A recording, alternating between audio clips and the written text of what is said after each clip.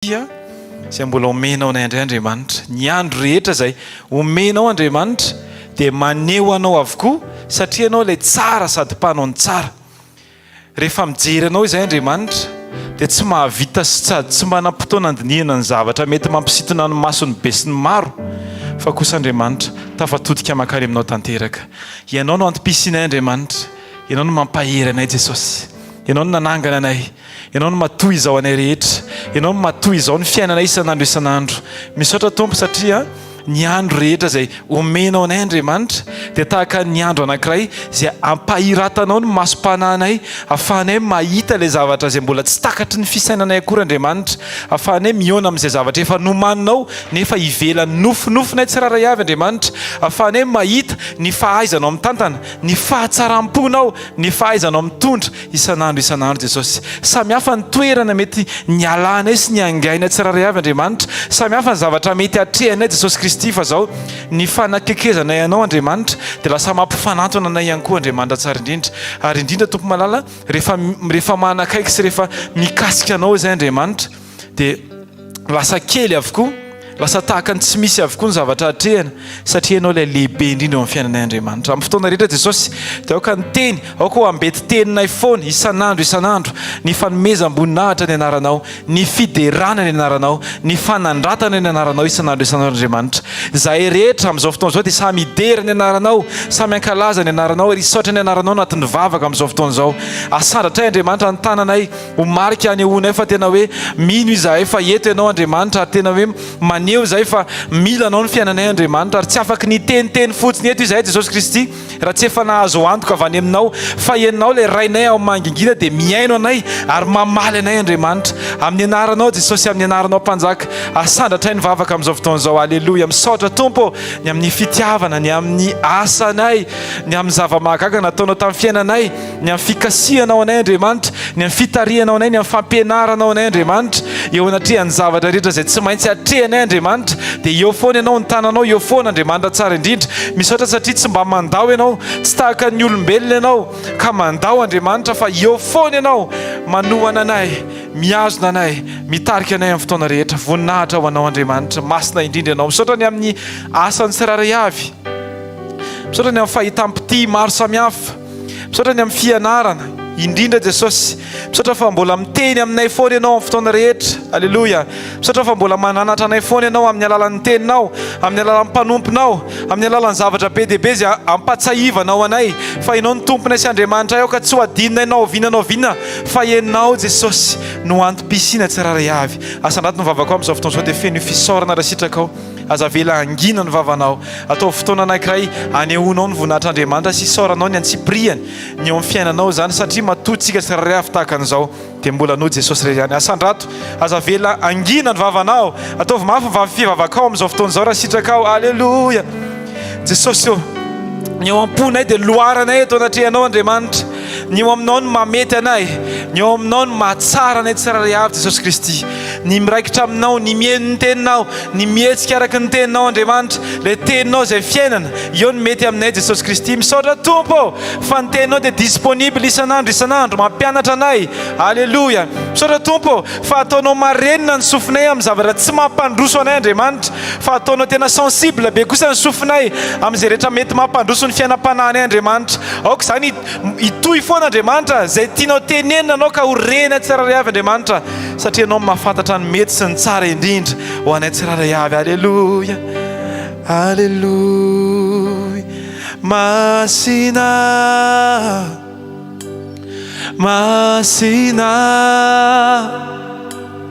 ianao Tompo,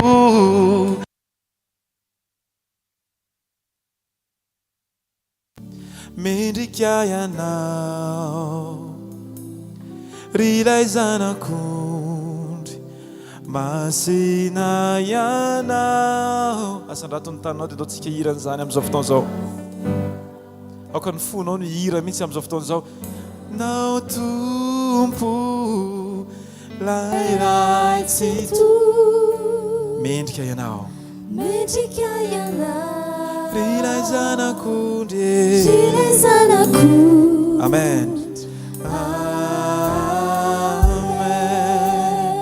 izy antsika nivavaka sandrato ny anaran'Andriamanitra amin'izao fotoana izao teny mihitsy hoe masina ianao tompo mivoary rehetra ao kankalazan'Andriamanitra amin'izao fotoana izao teny hoe masina masina masina ianao ilay zanak'ondry le mendrika ny fiderana ho malitsy any eo mandrakizay ianao le manana hery tsy miova manana fitiavana tsy mety ritra ny tsiraray avy alleluia be voninahitra ianao le fahazavana eo amin'ny fiainana isan'andro mananganana ianao alleluia manisy soana ianao tompo masina indrindra ianao ny lohalika rehetra dia miforotra eo anatrehanao izao rehetra zao miaraka idera sy ioby ny anaranao fa tsara ianao fa tsy miovy ianao le Andriamanitra tsy mba mandao amin'ny fotoana rehetra alleluia alleluia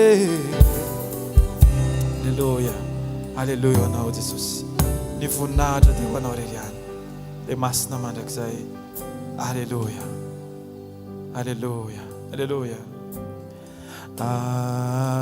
alleluia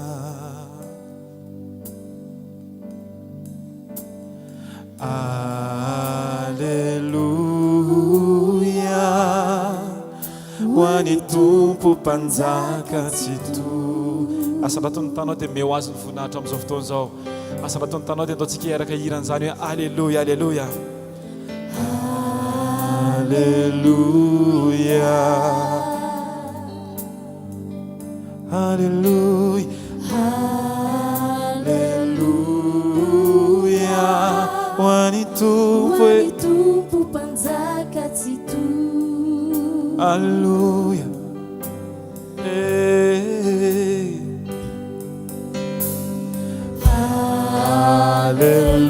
alleluia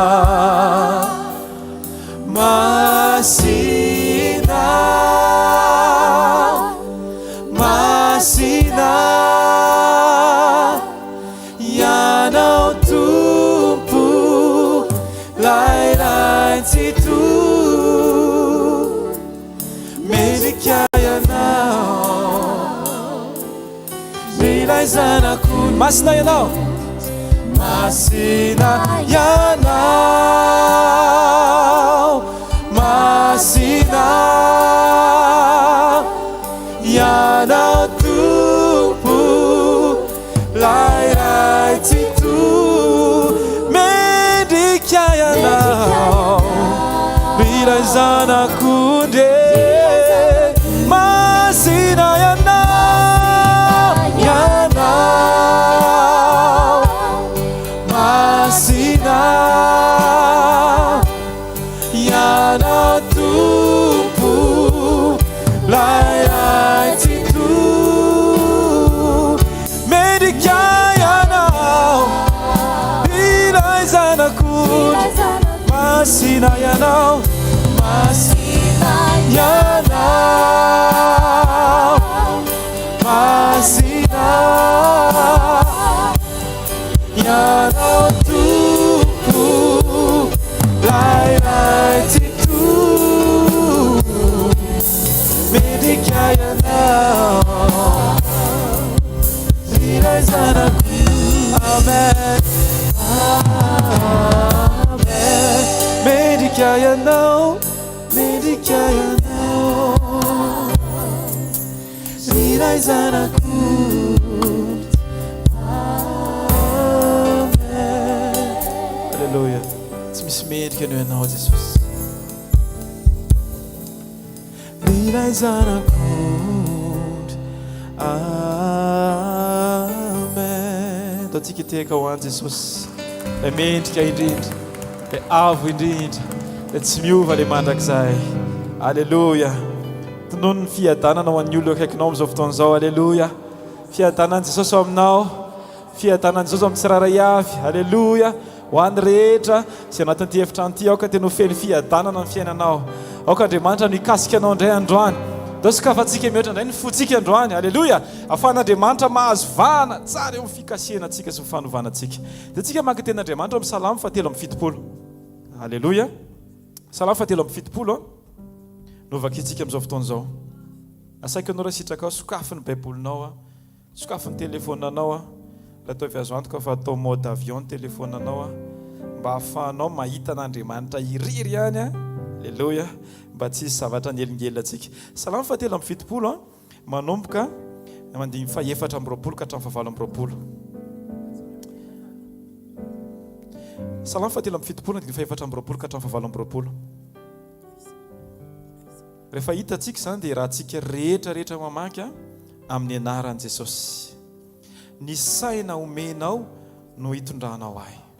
Ary rehefa afaka zany dia ho raisinao amin'ny voninahitra ao. Iza no ahy any an-danitra ary tsy misy aty ambonin'ny tany iriko tahaka anao.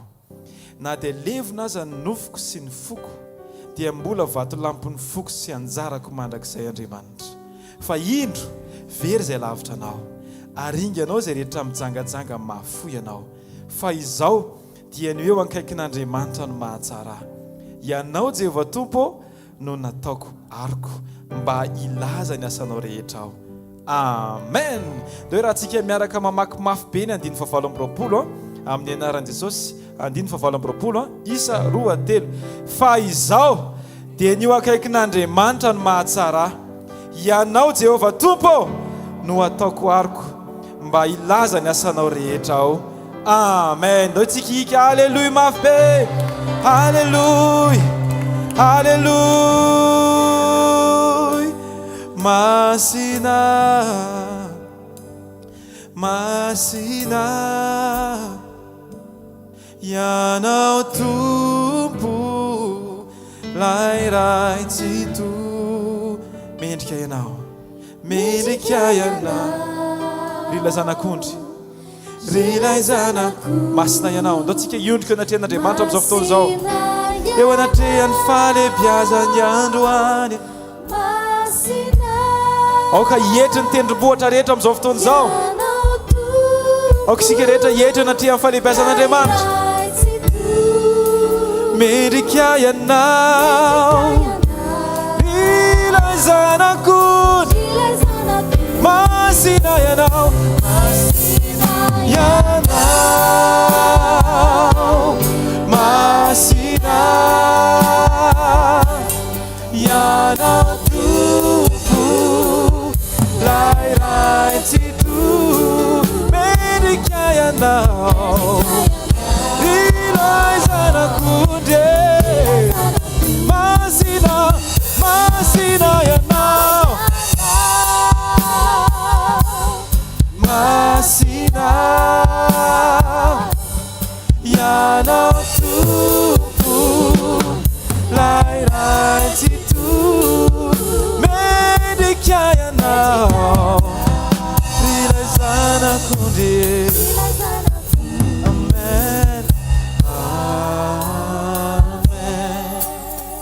Androany izay Jesosy tsy ilaza akory ny zavatra mety andrasanay sy ny fanirinay mety manetsika anay, fa tonga eto izay Jesosy hisaotranao fotsiny. Hiteny fotsiny misaotra Jesosy ny amin'ny fitondranao fiainanay. Indraindray izay variana dia tsy mieritreritra akory ny tokony hisaotranao, satria tao anatin'ny ady maro samihafa. Eny fa na dia tamin'ny fotoana mbola tsy nandraisanay ianao ary Andriamanitra, dia teo foana ianao namoaka anay ho mpandresy.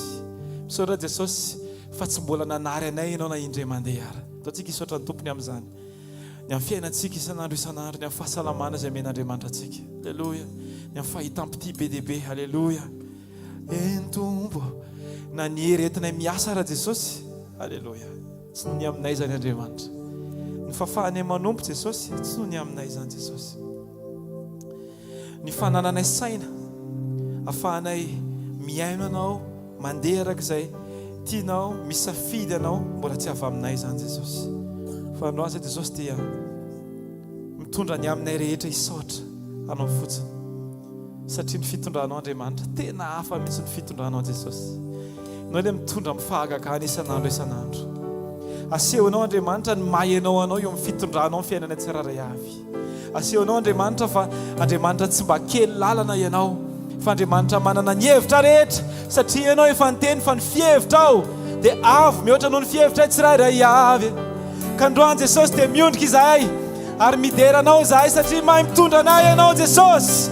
Oh, halleluja. masina indrindra ianao Andriamanitra salato ny fisaorana amin'izao fotoana izao ten'Andriamanitra dia milaza hoe misaora any Jehovah Andriamanitsika amin'ny alalan'i Jesosy Kristy fa izany sitrapon'Andriamanitra reo antsika tsiraray avy aza vela isy olona hafa isaotra eo amin'ny toeranao fa resy ny anjaranao androany aoka ny vavanao anambara fisaorana amin'izao fotoana izao feno fisaorana alleluia aza vela misy angina alleluia aoka ny vavanao iantsoantso fisaorana isan'andro misaotra misaotra lehibe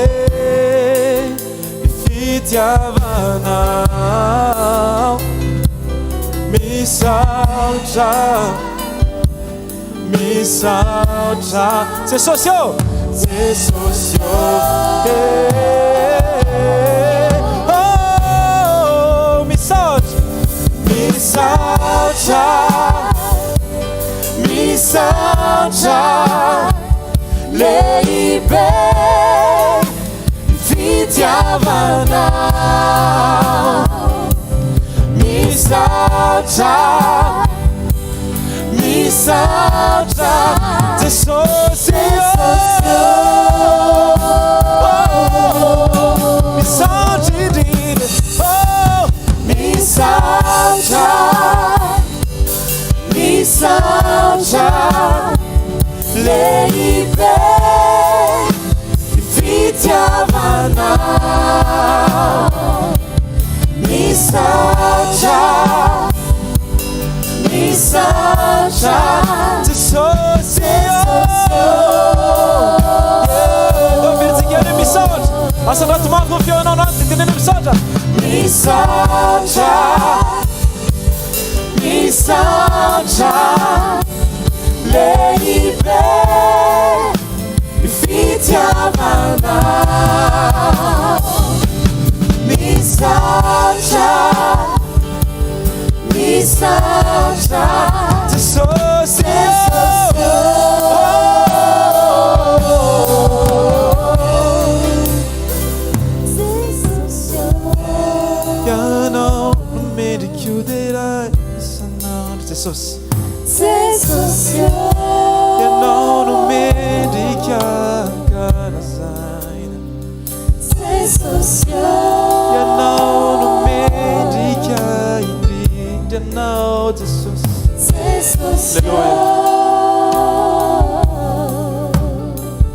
rehefa misaina ny atsaranao a Jesosy isan'andro sehetra nataonao anay Andriamanitra tsy hoe mendrika an'izany zahay Jesosy fa noho ny fitiavanao Jesosy alleluia misy ten'Andriamanitra anakireo filazantsaranytsona toko fahiny andininy fa telo ambiempolo filazantsaranytsona toko fahiny andininy fa telo ambiempolo zay anasako atsika rehetra mba atao hoe raha tsika mijery zany alleluia ten'Andriamanitra dia milaza hoe ny fanahy no mahavelona ny nofo tsy mahasoa na inona na inona ny teny izay nilazaiko taminareo Jesosy dia fanahy sy fiainana tsy vitany nanolotra ny ainy teo ambony azy fijaliana fotsiny izy fa mbola nanomeny teniny izy mba hahafahantsika manana an'izany tena hoe fiainana izany filazantsaranyjaona toko fafolo koa nandiny fafolo dia ozy izy hoe tonga ozy izy mba hanananareo fiainana dia tsy hoe sombona fiainana no meko anareo fa hanana ny fiainana be dia be abondance Andriamanitra rehefa manome dia tahaka ny toetrany tahaka anazy zay mahatonga ny hoe rehefa nanao ny zavatra rehetra tao edeny izy dia tsara avokoa satria ilay nanao azy dia efa tsara tahaka an'izany koa Andriamanitra rehefa miteny amin'ny fiainantsika tsiraray avy dia à travers an'ilay teny izay renesitsika no tian'Andriamanitra no ovana ihany koa ny toetrany fotsika tsiraray avy ny teny no mampietsika ny teny no maniraka ary azadino fa ny teny no manova ohatra anankiray fotsiny isaritako ny fiainantsika tsiraray avy dia zao hoe tsy afaka no tonga taty amin'ity toerana ity tsika raha tsy nisy teny latsaka hoe misy fotoam-bavaka amin'ny efatra androany vokatra le teny izay renao no natonga anao nietsika vokatra le teny tafiditra tao aminao no natonga anao nanapa-kevitra hoe andeha tsy afaka ny tonga ianao dia andeha raha ohatra ka tsy nareteny confirmation hoe misy le zavatra anankiray tahaka an'izany koa ten'Andriamanitra izay milaza io hoe ny teny, ao ambadiky le teny ny tena fiainana, ao ambadiky ny teny tena fiovana, ao ambadiky le teny ny tena fananganana antsika tsirairay avy. Zay mahatonga ny hoe teny no namoaka ny Lazarosy fa tsy sandry no namoaka anazy. Aleloia. Teny no nanangana azy fa tsy resaka fahaizana secourisme nanangana ny Lazarosy jaona toko faraka 20. Hoe zay tena mahay bosabosy indrindra tonga dia iny manangana azy fa zao teny. Aleloia. Dia androany sakafo fotsiny fonao fa afaka miteny Andriamanitra, afaka miteny Jesosy atsika tsirairay avy. Ndao tsika isaina ny zavatra lasa rehetra.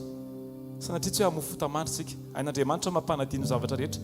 Any amin'ny bokin'ny Genesis toko faraka 20 misy teny anankiray izay miteny Joseph hoe Andriamanitra efa nampanadino any lasako rehetra. Andriamanitra mampanadino fa zao koa Andriamanitra koa mahatoa mampatsiaro anao zavatra anankiray dia mba hanomezanao voninahitra ny anarany noho ny zavatra nataonanao tany aloha tany. Amen. Rehefa misaina ny hatsara an'Andriamanitra tsika, rehefa misaina ny zavatra rehetra nataon'Andriamanitra atsika tsirairay avy tsika, dia atsika tokony atsiaro hoe wow, zany tokoa kay fomba fitondran'Andriamanitra anahy. Ndraindray tsika manadino, ndraindray tsika mitaky foana fa tsy matsiaro ny zavatra efa nataon'Andriamanitra.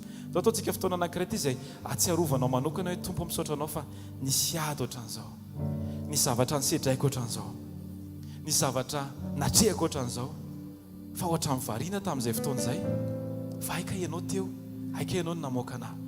Taontsika hisaotra n'Andriamanitra noho ny amin'izany. Asa raha mivavaka amin'izao fotoana izao, Tompo misaotra anao aho. Fa atao anatin'ny fotoana izay mety nieritreretako, fa ohatrany hoe za rery no miatrika zavatra, ay teo foana ianao Andriamanitra, ay teo foana ianao nanangana anahy.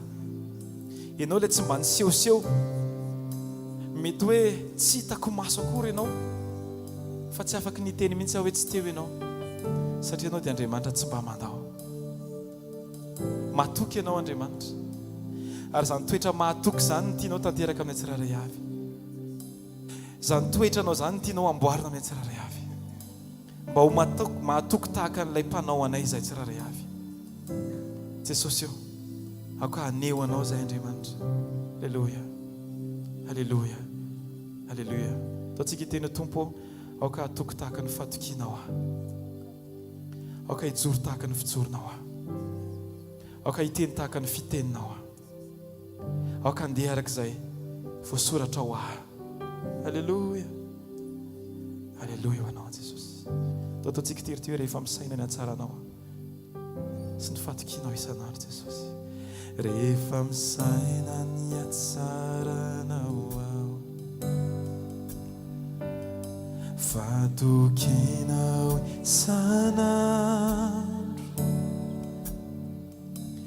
fantatro fa tsy hoe mendrika aho,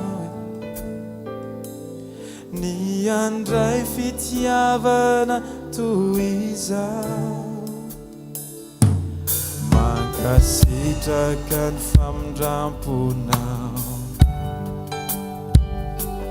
ary ny fahasoavanao. Aleluia.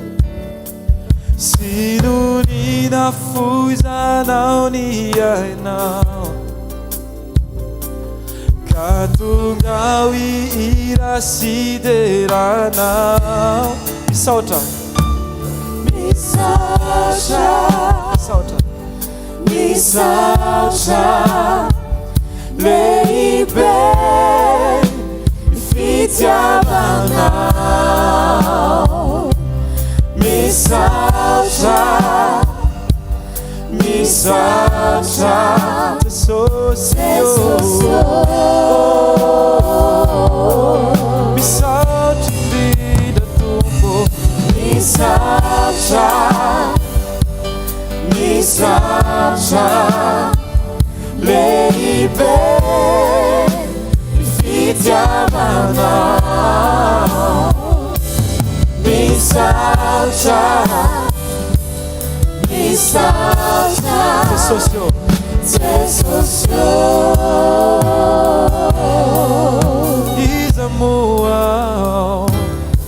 izamoa no iteranao. Siankuka aminao, siankuka aminao, niranao, niranao no nano vai toy izao, nanao lalany eo anatrehanao tsy afaka nanatrikanao ao na ny hihira ho anao na hihira ho anao niny antonanao to Calvary zany indrindra Jesosy zany no antoniderako any misaotra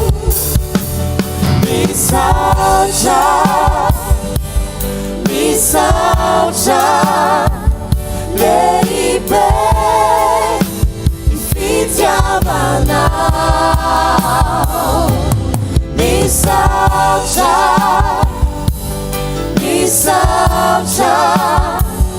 Jesosy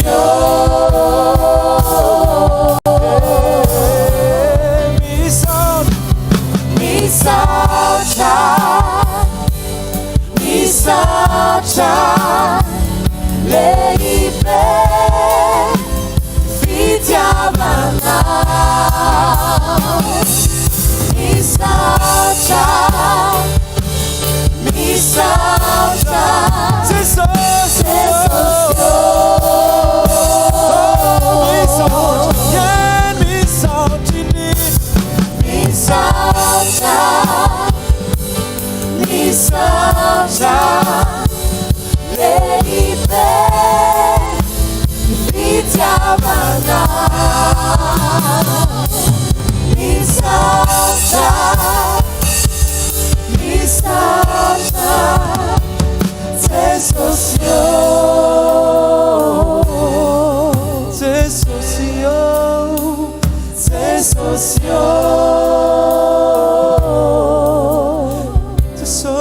misaotra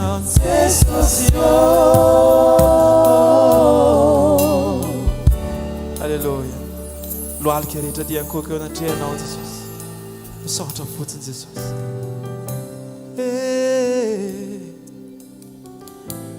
Tsy voatery anana teny betsaka izay fa misaotranao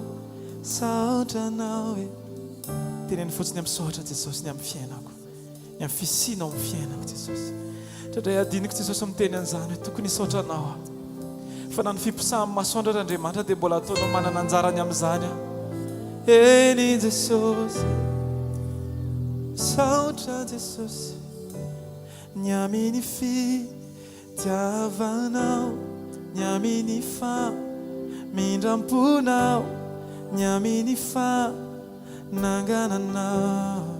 Alleluia Jesosy. Ny amin'ny fijerenao anay, ny amin'ny fitiavanao anay, ny amin'ny famindramponao, ny amin'ny fitiavanao, ny amin'ny famindramponao, ny amin'ny fahasoavanao. Misaotra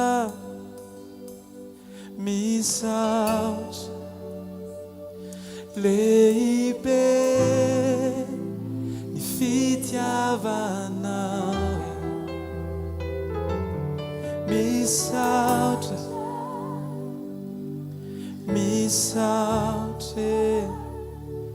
Jesosy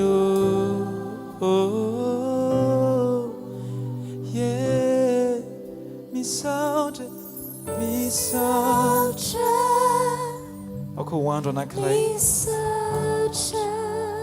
izay anaovantsika fisaorana mihoatra noho ny hatramin'izay ty andro androany ty. Togeny zay Jesosy tsy hangataka kory fa hisaotranao fotsiny. Alleluia. Misaotra indrindra Jesosy satria masina ianao ireo mipetraka eo amin'ny seza fiandrianana mandrakizay, satria mendrika izany ianao, satria ianao lehibe voninahitra. Hideranao mandrakizay izahay, lalina ao anatin'ny fona Andriamanitra, mankalaza ny anaranao zahay fa masina indrindra ianao mivoninahitra ny tomponao androany dia raha amvavanao Jesosy androany teneny hoe masina indrindra amin'ny fiainako ianao alleluia masiny ianao ideranao mandrakizay aho lalina ampity Jesosy satria tiako ianao Andriamanitra dia tsisy zavatra avelako anakana na tsy idera ny anaranao na iza na izy rehefa teneninao ahy rehefa matsapa ihany koa aho rehefa feno anao aho rehefa tarianao aho fa ny masina dia indro aho afaka ny teny foana afaka ny anambara foana fa masina ianao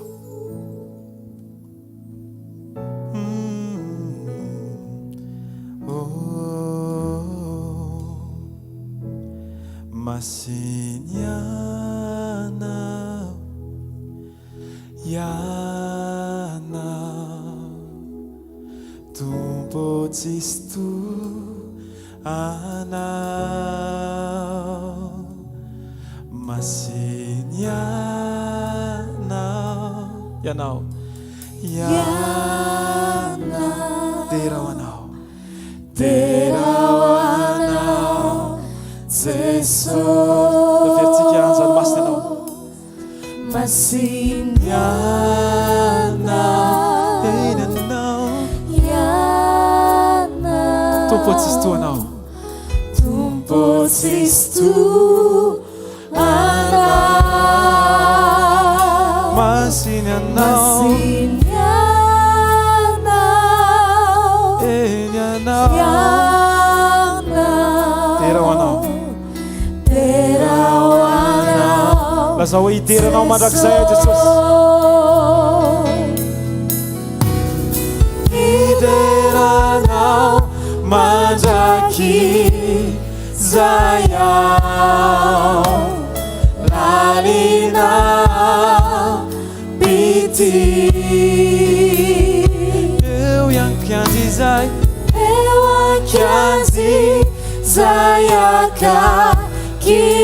akianao numame tia ideranao mandrakizay aho ideranao mandrakizay aho lalina pity lalina pity eo ankianzy zay zayaka kianao numame ideranao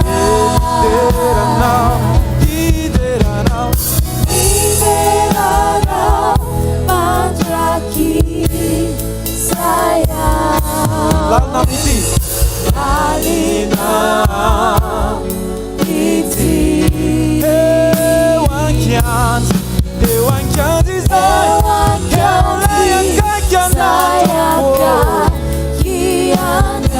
numame tia eu ankianzy zay akianao numame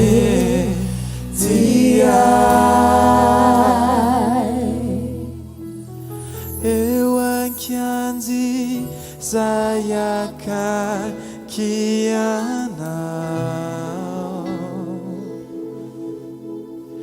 numame tia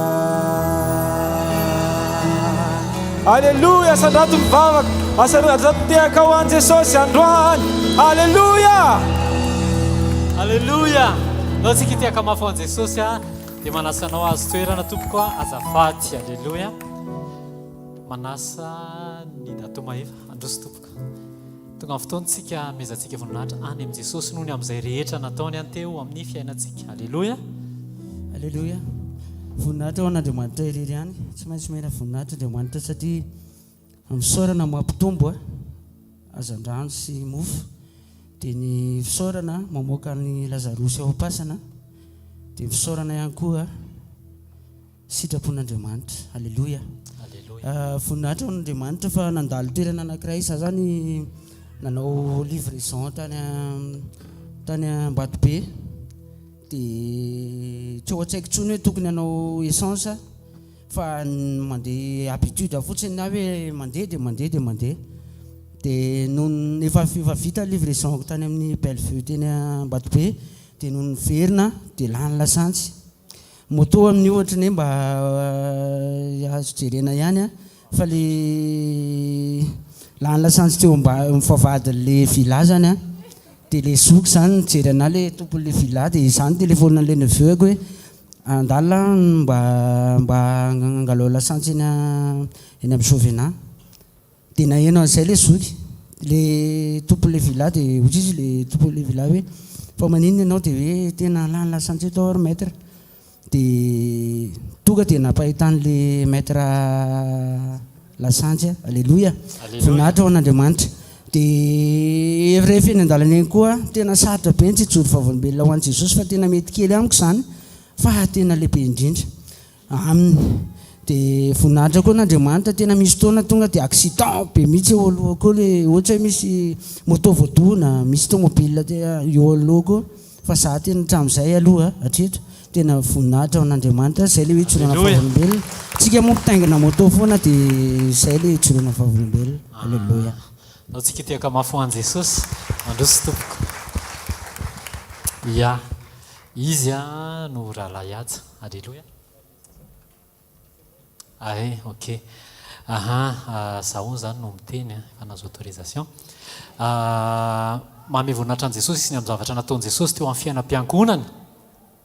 Taloha zany zareo tena tao anaty misère, tao anaty galère, tena hoe efa taona lasa teo eo angamin'izay tsy nieritreritran'izany vavaka izany satria noho ny nanambady dia tsy mitovy ilay tokom-pinoana misy anazy mivady, dia tena hoe tsy vavaka izany fa tena tsy nirarahan'i Jesosy, dia tena nidina ambanin'ny zéro, lasa menamena zany ny jauge. Dia rehefa tena hoe sahirana fa nampeon'Andriamanitra tamina olona anankiray, dia ny olona nampafantatra azy ny sitrapon'Andriamanitra. Eo moa izy rehefa avy eo tena hoe marina zany na diso. Dia rehefa niditra tao anatin'ny sitrapon'Andriamanitra, tena hoe nitodika tamin'i Jesosy ny verina tao amin'ny sitrapon'Andriamanitra. Dia taloha zareo rehefa misy vola tonga dia mety hoe misy vola fa le zanany marary foana, zay moa izy teo marary foana, misy vola dia ohatrany hoe tsy mijanona mihitsy zany le vola, vao tonga ny vola dia lany, marary foana ny ankizy. Dia rehefa nitodika tamin'i Jesosy nanaja an'Andriamanitra, natolotra an'Andriamanitra le zaza, dia niova ny fiainana, lasa nahita asa, voaroka tamin'ny asa le vadiny dia lasa nahita asa. Dia tao anatin'izany nietrehitra hoe mba hiresaka amin'ny lehibe hoe mba azo promotion hoe atao CDI zao karama sy ny sisa, fa nagaga ozy izy dia nioatra lavitra noho izay nieritreretina ny nataon'i Jesosy teo amin'ny fiainam-piangonan'izy mivady, ary ambonin'izay lasa nazo promotion be zany izy dia izy lasa nantsona ny asa tao amin'ilay orinasa, lasa nahazo asa zany izy mivady. Voninahitra ho an' Jesosy ireriany. Ndao tsika hiteka mafy an' Jesosy. Marina ve zay sa tsy marina? Marina daholo zany. Marina daholo io sa Jesosy eny tompoko. Ndao tsika hiteka mafy an' Jesosy. Alleloia. Manasanao hitsangana andray ny mpanompon'Andriamanitra isika tompoko. Alleloia.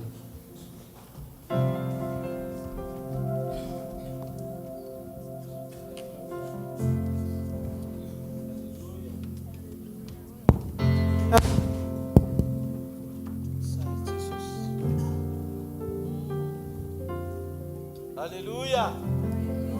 Ndao tsika tiatanana mafy be ao an'Andriamanitra. Akasitraka sy ny voninahitra ny mpanjaka sy tompony tompo. Aoka ny tananao iofaofany amin'ny lanitra, ampifaliana, ampitsikina, velona trapamonjena ny men'Andriamanitra nyity zoma arivo ity ndraitsika menakafy. Afaka mbola tonga mivoreto amin'ity toerana ity no fahasoavan'Andriamanitra. Rehefa tao mosesy ny tanan'Andriamanitra ka nahinjitra teo anatreny ranomasina mena, dia nandeha tany maina ny zanak'Israely. Tsy takatry ny sain'olombelona no nitondran'Andriamanitra azy. Rehefa tao amin'ny Eli ny tanan'Andriamanitra dia izy niazakazaka mihoatra noho ny soavaly sy ny kalesy tonga aloha tao Jezirela. Rehefa naifika Andriamanitra ny tanany teo ambonin'ny rano a dia nizara roa ny rano nanaiky hoe rehefa eo ny tanan'Andriamanitra dia mahavariana ny fiainanao. Tenenino akaikinao rehefa eo amin'ny fiainanao ny tanan'Andriamanitra hoe dia mahavariana ny fiainanao. Ao fofany amin'ny lanitra arantanao dia mitenena amin'Andriamanitra ny tananao momba Andriamanitra. Za malala fa ty ahy ianao. Halleluja.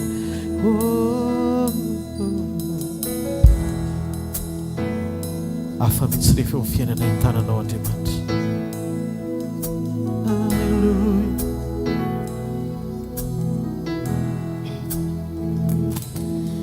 Ny tananao no momba ay, zaho malala fa ty ay anao.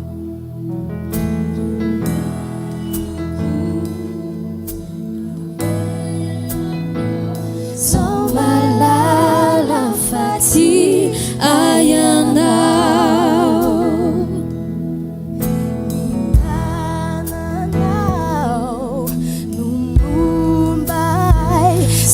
Malala fati ayanao rueluku na velanao. So malala fati ayanao metianzelai yavon faizao bulai turufon nunyerini sanjinao. Zomalala fati ayanao metianzelai nyavon faizao bulai turufon nunyerini sanjinao. Zomalala fati ayanao fiadanampo atuamikiu. Zomalala fati ayanao rueluku na velanao. Zomalala fati ayanao metiantera nyavon faizao bulai turufon nunyerini sanjinao. Zomalala fati ayanao metianzela nyavon faizao bulai turufon nunyerini sanjinao. Zomalala fati ayanao nunyerini sanjinao. Zomalala fati ayanao nunyerini sanjinao. Zomalala fati ayanao.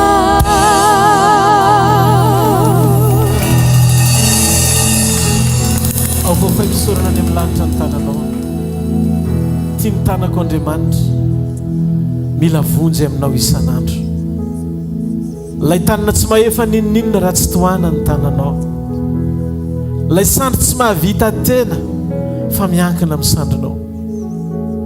Lay miantso vonjy na maraina na toandro na alina na arivana mamantonalina mila anao foana Jesosy ary amin'ity fotoana nio ity mivavaka aminao zahay manambarany sitraponao aminay indray sokafo ny ato fananay lalina ifandray amin'ny fahamarina ny teninao dia oka ny teninao hitoetra betsaka ato anatinay amin'ny fahasoavana ampitombo sy ampahiratra ny masom-pananay alalany alehibe ny fitiavanao sy ny famindram-ponao ary ny fitondranao ny fiangonana amin'ny fomba mahagaga amin'izao ny faran'izao mitenena aminay Andriamanitra manambarany sitraponao aminay miaino zay Jesosy makasitraka tompo amen dia amen ndaotsika ity tanana mirevitrevitra be ho an'Andriamanitra mahazo ho toerana tompo halleluja halleluja miarabantsika tsirairay avy indray tonga soa eto amin'ny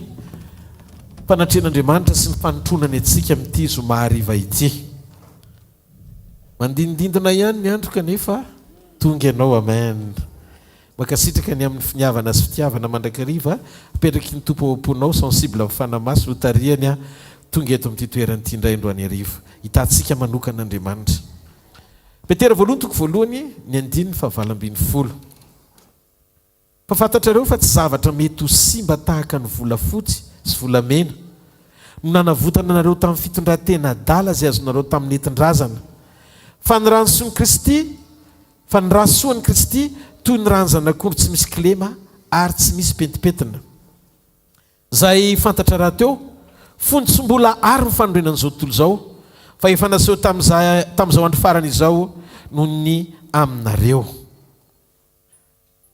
mahita amin'ity takarivotia ny fahasoavan'Andriamanitra mangentsika ametraka ao anatin'ny fotsika ao anatina fanambarana sy teny fiainana ro fahamarinana rehetra zay ho zaraina hitondra fananganana sy fanomboana vaovao indray rahanao amin'Andriamanitra misy tombony manokana ho atsika ao aminy tena hoe misy tombony manokana ho anao ao aminy hoe rehefa zanak'Andriamanitra ianao hoe nandray an Jesosy dia misy tombony manokana ho anao ao aminy androany atsika dia hiteny sy hizara ilay tombony manokana ho atsika ao aminy Baiboly dia milaza fa tsy volamena sy volafotsy mety simba nanavotana anareo tsy zavatra mety ho simba tahaka ny volafotsy sy volamena tsika nefa mahita fa mbola misy volamena ny lovainao avainy ndrenibe ny dadabe anareo atany aloha tany mbola ao an-tranonao zao hoe lova hono le izy zany hoe tsy mora simba ny volamena raha ny fahitany masonao azy fa Baiboly dia milaza fa ny volamena na volafotsy dia tafiditra ao ambanin'ny fanapahana ny fahasimbana sy fahalovana mitovy amin'ny zavatra rehetra ihany koa eto petera dia miresaka ny zavatra anisan'ny sarobidy eto ambonin'ny tany sy lafo vidy toy ny zavatra mety hoe omeny zao tontolo izao lanja manokana sy tombam-bidy manokana mety hoe lafo vidy be tena sarobidy be amin'ny olombelona zany atao hoe manana volamena be dia be zany na volafotsy fa nysokajiany Baiboly ho zavatra mety ho simba sy eo ambany fahefan'ny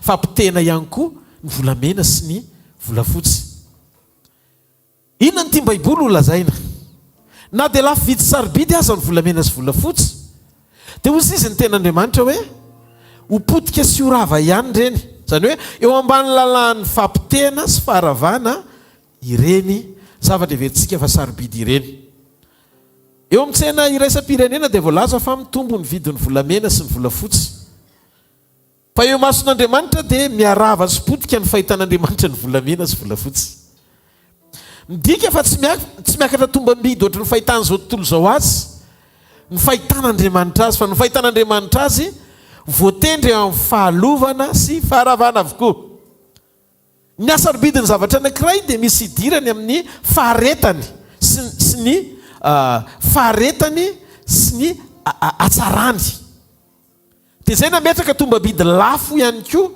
zay zavatra zay artikolo milaza amintsika fa mivolafotsy ny volamena dia voalaza fa zavatra tena hoe sarobidy sy lafo vidy eto ambonin'ny tany ary anisan'ny miazona ny atao hoe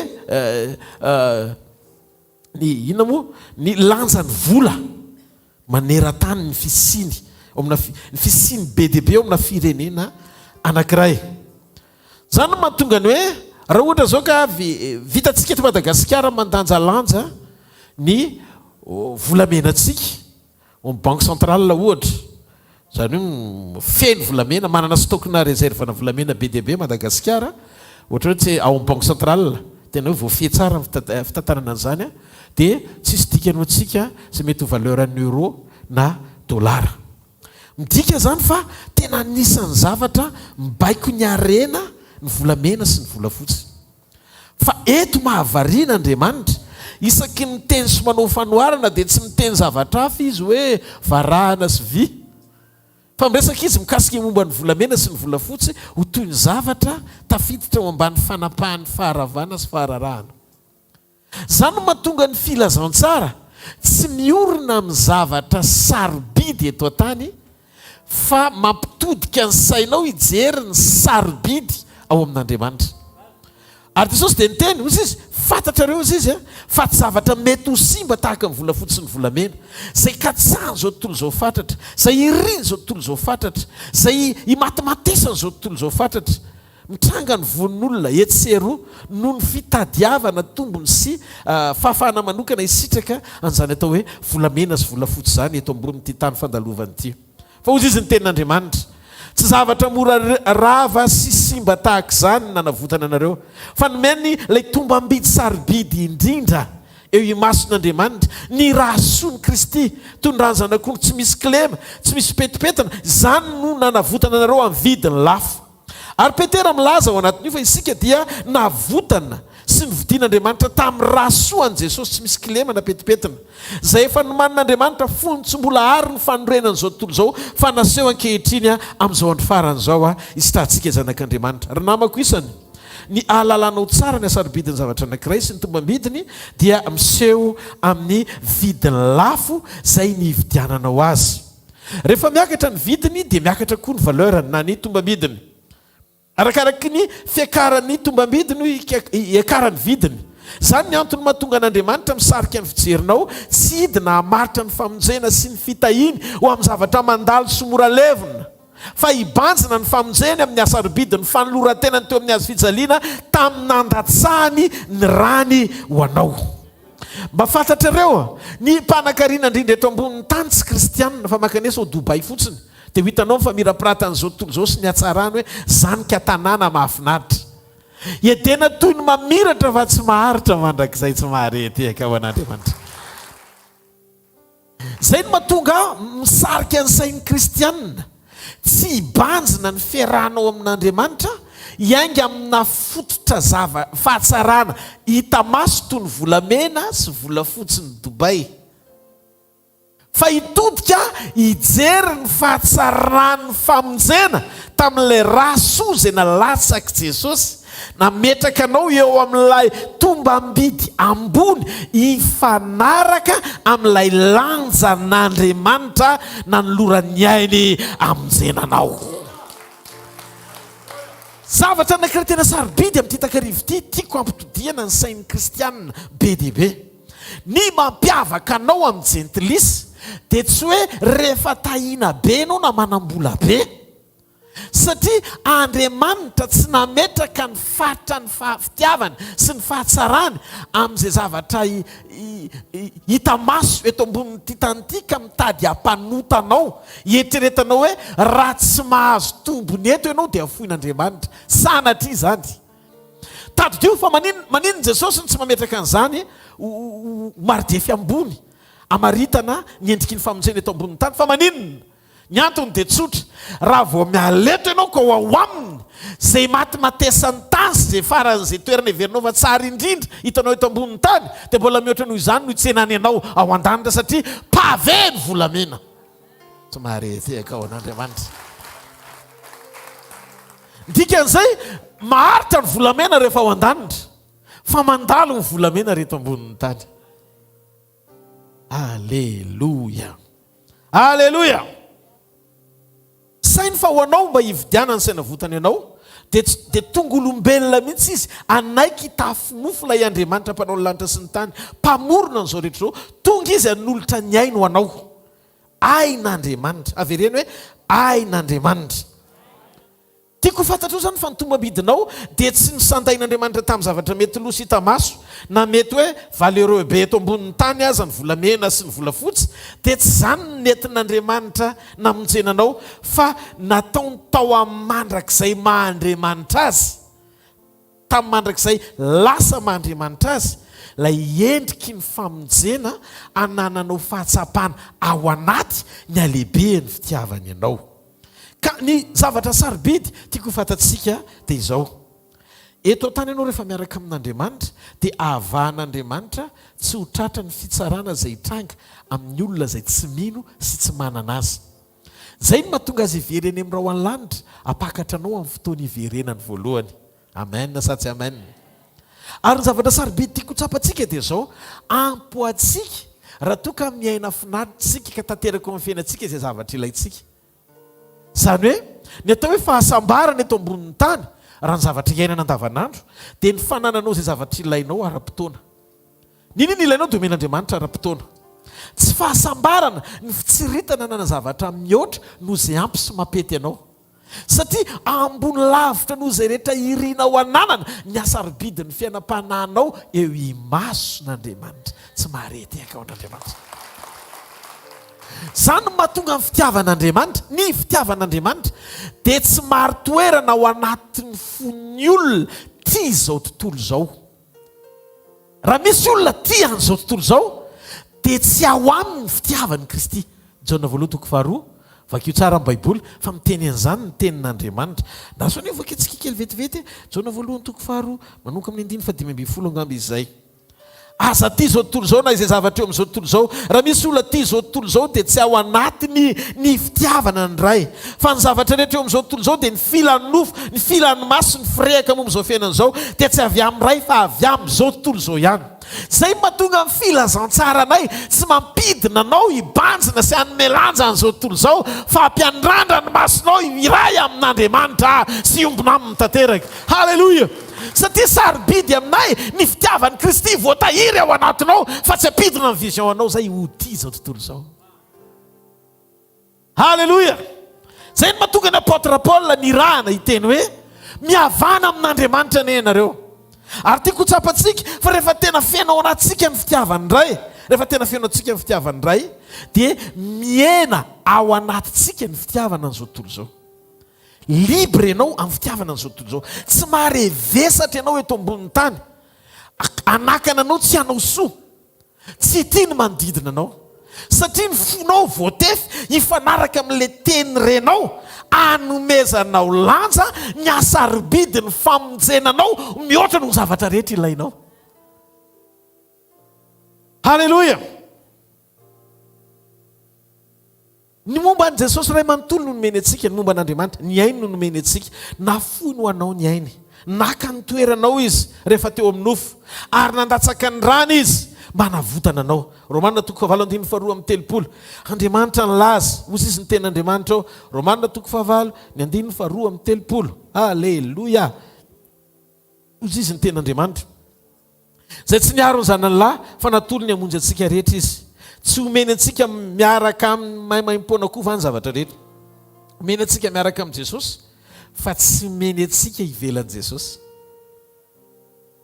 ianao za nomen'Andriamanitra tombam-bidy nomen'Andriamanitra ny sandany amin'ny Andriamanitra azy zany no mahatonga an'Andriamanitra milaza eto amin'izay tsika mila manaraka tsara nyty lesony ity fa aminareo be deaibe nanontany tamin'ny sekoly tamin'ny herinandro amin'ny Salamo 2:9 pastera milaza fa tsy Andriamanitra tsika sao dia tsy ara baiboly ny zavatra torianao fa ny baiboly mihitsy no milaza fa Andriamanitra tsika Salamo 2:9 ozy izy tokoa ny tenin'Andriamanitra ao hoy izao Andriamanitra ianareo ary zanaky ny avo indrindra ianareo rehetra kanjo ho fatahaka ny olona ihany nareo ary samy olavo tahaka ny anankiray amin'ny lehibe inona ny tiany tompo ho tenenina ozy izy eto hoe Andriamanitra ianareo Andriamanitra eto dia miteny fa manome ny tombam-bidin'Andriamanitra ao anatinareo manana ny tombambidin'Andriamanitra ao anatinareo ianareo.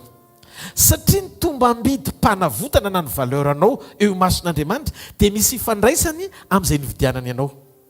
Nividiny tamin'ny rany ianao sarobidy mba hahatonga anao olona afaka hisitraka famindrapo sy famelan-keloka avy aminy. Afaka nisitraka ny fananganany ianao tonga zanany. Mitondra ny tombambidin'Andriamanitra ao anatsikisika. Midika fa nitoetra nareo sy ny momba nareo dia tokony aneo sy aina natioran'Andriamanitra ao anatinareo. Io ilay fiainana mifanaraka amin'ny sitrapon'Andriamanitra izay nataony tao anatsika tamin'ny fahateram-baovao. Izany hoe le tombambidy feno, le valeur feno, mahafeno ny fepetra anehoana n'Andriamanitra eo amin'ny fiainantsika no efa tanteraka ao anatsika. Tsy isika no Andriamanitra fa ny fanamasina ao anatsika tsy mahareteka ao n'Andriamanitra. Tsy isika no Andriamanitra fa ny fanamasina ao anatsika. Manaraka tsara tsika. Manaraka tsara tsika. Raha miteny Andriamanitra au pluriel hoe ianareo Andriamanitra. Ny dikele izy dia zao tsy olona ray ny manana an'Andriamanitra fa izay rehetra nandray an'i Jesosy. No Jesosy Kristy ao anatsika sy ny fanahany dia manana ny fisian'Andriamanitra ato anatsika isika. Romana 5:5 fatatsika tsy anjery tsara. Ary ny fanantenana dia tsy mahamenatra. Fa ny fanan'Andriamanitra netiny nampidina ao anatitsika ny fitiavany. Izany hoe ianao zany manana ny fahafenony vokatry ny fanahy ao anatinao azy. Na mbola tsy manana n'ilay tena hoe fahafahana afaka nyaina saineo azy zato isan-jato. Efa complet ao anatinao ilay satria noetiny fanamasina ao anatinao. Fa inona ny zavatra tiany tompo holazaina? Ny zavatra tiany tompo holazaina dia zao le fahafenon'Andriamanitra ao anatinao dia mila ekenao antsafidy ny hotarian'ny fanahy hiaina n'ilay izy. Mora lahatra ianao, be fitiavana ianao, tia famindrapo ianao. Halleluja! Feno fanetretena ianao. Tamin'i Jesosy nanozona ilay aviavy ao Matteo 7:20 ny 9:20 ka hatramin'ny 9:20 dia nisy zavatra nitranga tao. Dao no jerentsika vetivety. Hoy Jesosy tamin'ilay aviavy, aza misy voa avy aminao intsony. Dia nanao remarque kely Petera tamin'izay. Halleluja! Ao amin'ny bokiny Marka 7:20 ny tena misy azy tsara manazava n'ilay zavatra tiana holazaina. Marka 7:20 ny 2:20 ka hatramin'ny 2:17 vakiko amin'ny anaran'i Jesosy. Ary ny apitsony rehefa niala tany Betania izy dia noana Jesosy. Ary nahatsinjo aviavy anankiray mandravina be avy ery lavitra ery izy dia nakeo. Fa toa hita voany eo aminy kanjo no tonga teo aminy izy dia tsy nahita ninninina fa tsy ravina ihany. Fa tsy mbola tonga ny tompamoazan'ny aviavy. Ary Jesosy namalika nanao taminy hoe aza misy mihinana voa avy aminao intsony mandrakizay ary ny mpianany rehetra nandre izany. Ny 9:20 ka hatramin'ny 9:20 dinganitsika. Dia zao ny zavatra mitranga. Ary no maraina raha nandalo izy dia hita ny fahefanalazo hatramin'ny fakan'ilay aviavy. Ary Petera natsaika nanao taminy hoe rabi ô, ino fahefamalazo ilay aviavy nozoninao? Ary Jesosy namalika nanao taminy hoe manana finoana an'Andriamanitra. Eto amin'izay ilay fanazavana. Hoy Jesosy amin'ny 9:20 manana finoana an'Andriamanitra. Inona ny tiany Jesosy ho tenena midika teny fototra dia hoe manana ny finoan'Andriamanitra. Manana ny finoan'Andriamanitra. Matoa Jesosy miteny hoe manana ny finoan'Andriamanitra, mbola tsy ao anatin'ny mpianatra le finoan'Andriamanitra ahafahan'ny mpianatra manatanteraka n'ilay asa mitovy amin'ilay nataony Jesosy. Hitanareo amin'izay? Zay mahatonga Jesosy milaza hoe zay mino ahy ny asa ataoko no ataony koa. Izany hoe rehefa tonga ao anatinao ny finoan'Andriamanitra dia tsy miaina amin'ny finoanao intsony ianao. Tsy miezaky ny ino fa ampiasain'ilay finoana. Tsy mampiasa finoana fa ampiasain'ilay finoana. Toro tsara ny tanan'izay miaina. Ohatr'izao ny feoan'ilay izy. Tsy ny olona rehetra izay nanaiky an'i Jesosy no manam-pahefana hiaina ny finoan'i Jesosy. Amin'ny teny fototra dia hoe finoana tsy anao ilay izy fa an'Andriamanitra ilay izy. Noho izany ianao tsy nampianarina hiezaky ny ino hoe mino an'izany takatro izany onction zay. Fa eto le hoe finoan'Andriamanitra dia zao assistenao. Izany hoe hotronon'Andriamanitra ianao. Ozy Jesosy milaza fa rehefa eo aminareo ny fon'Andriamanitra dia afaka ny hibaiko sy hamindra tendrombohatra nareo hoe mivarina ny an-dranomasina dia nakenareo izy. Jesosy tia hampianatra ny olona hiala midinga ny finoana maha-olona fa hiankina amin'ny finoan'Andriamanitra. Voalohany, le finoana tsy ianao fa an'Andriamanitra. Ary tsy ianao ny anefa n'le finoana fa Andriamanitra. Hébreu 4:12 mibanjina an Jesosy lay tompony finoana sy mpanefa azy tsy maharety eka ao an'Andriamanitra. Hitanareo lay izy io finoan'Andriamanitra io zay tsy anao no anefa ny zavatra rehetra satria izy ihany no anefa an'le izy amin'ny alalanao. Zany no mahatonga an'Andriamanitra manome antsika ny fanamasina, manome antsika ny hery ny asa atao anatsika. No ilay fisian'Andriamanitra atao anatsika no mahatonga amin'ny Baiboly milaza hoe Andriamanitra ianareo.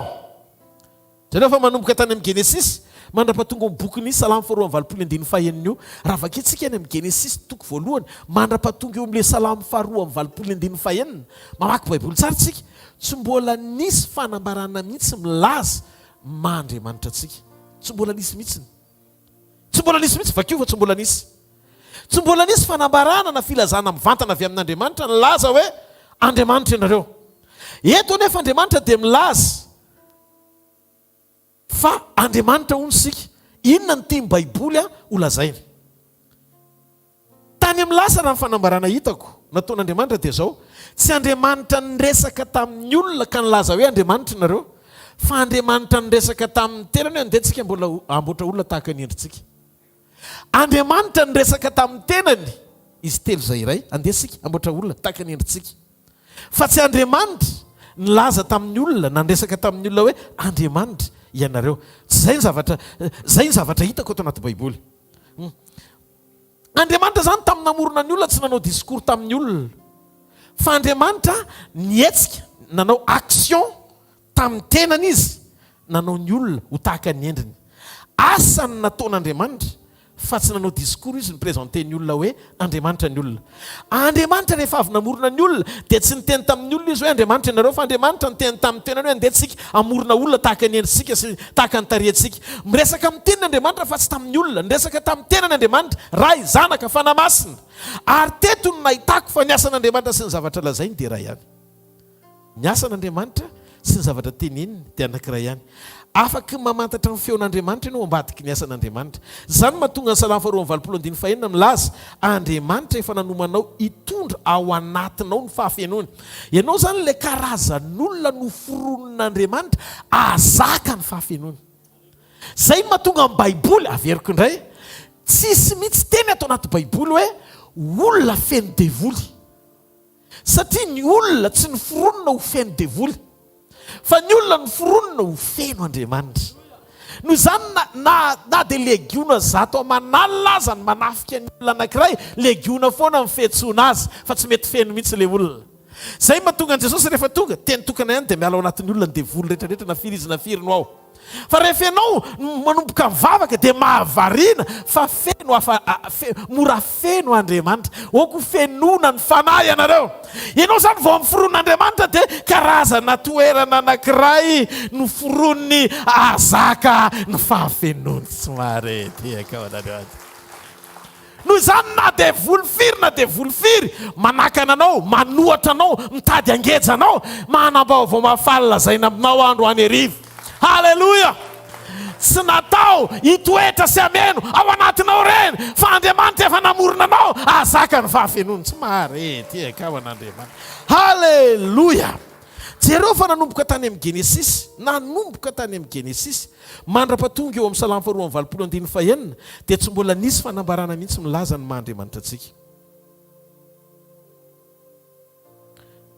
Tonga amin'ny Genesis 4:20 milaza Andriamanitra fa morona ny olona tahaka ny endriny. Avy eo Andriamanitra tao amin'ny fotoana io niasa izy namboatra ny olona tahaka ny endriny. Action. Avy eo Andriamanitra amin'izay nanao discours any amin'ny Salamo 4:21 fa Andriamanitra ianareo dia zavatra nahavariana. Andriamanitra veny tsy mahatadidy satria raha filazany eo ohatran'ny niteny taminareo fa nareo ohatran'ny tsy mahazo an-tsaina fa za efa niteny fa Andriamanitra nareo nefa tsy mbola isy voasoratra tany aloha Andriamanitra nareo. Zany hoe Andriamanitra zany misaina ny zavatra lazaina ho toy ny zavatra nataony. Rehefa miteny Andriamanitra zany dia sahala amin'ny efa vita sy tanteraka ny zavatra lazaina. Satria rehefa namaky hoe fa ahoana moa taiza ho aiza moa tena antsoroko aminareo nanomboka namaky hatrany amin'ny Genesis mandrapatonga teo amin'io Salamo. Aiza raha tsy niteny mihitsy Andriamanitra hoe Andriamanitra ianareo nefa izy eo amin'io Salamo miteny hoe nga tsy azonareo an-tsaina fa efa niteny fa Andriamanitra ny ianareo e. zavatra tiano tenena asanazy aloha zavatra tiako zaraina ka Andriamanitra dia manatanteraka ny zavatra lataony mitovy lanja amin'ny zavatra lazainy. Ny feon'Andriamanitra zany dia miafina ao ambadiky ny asan'Andriamanitra.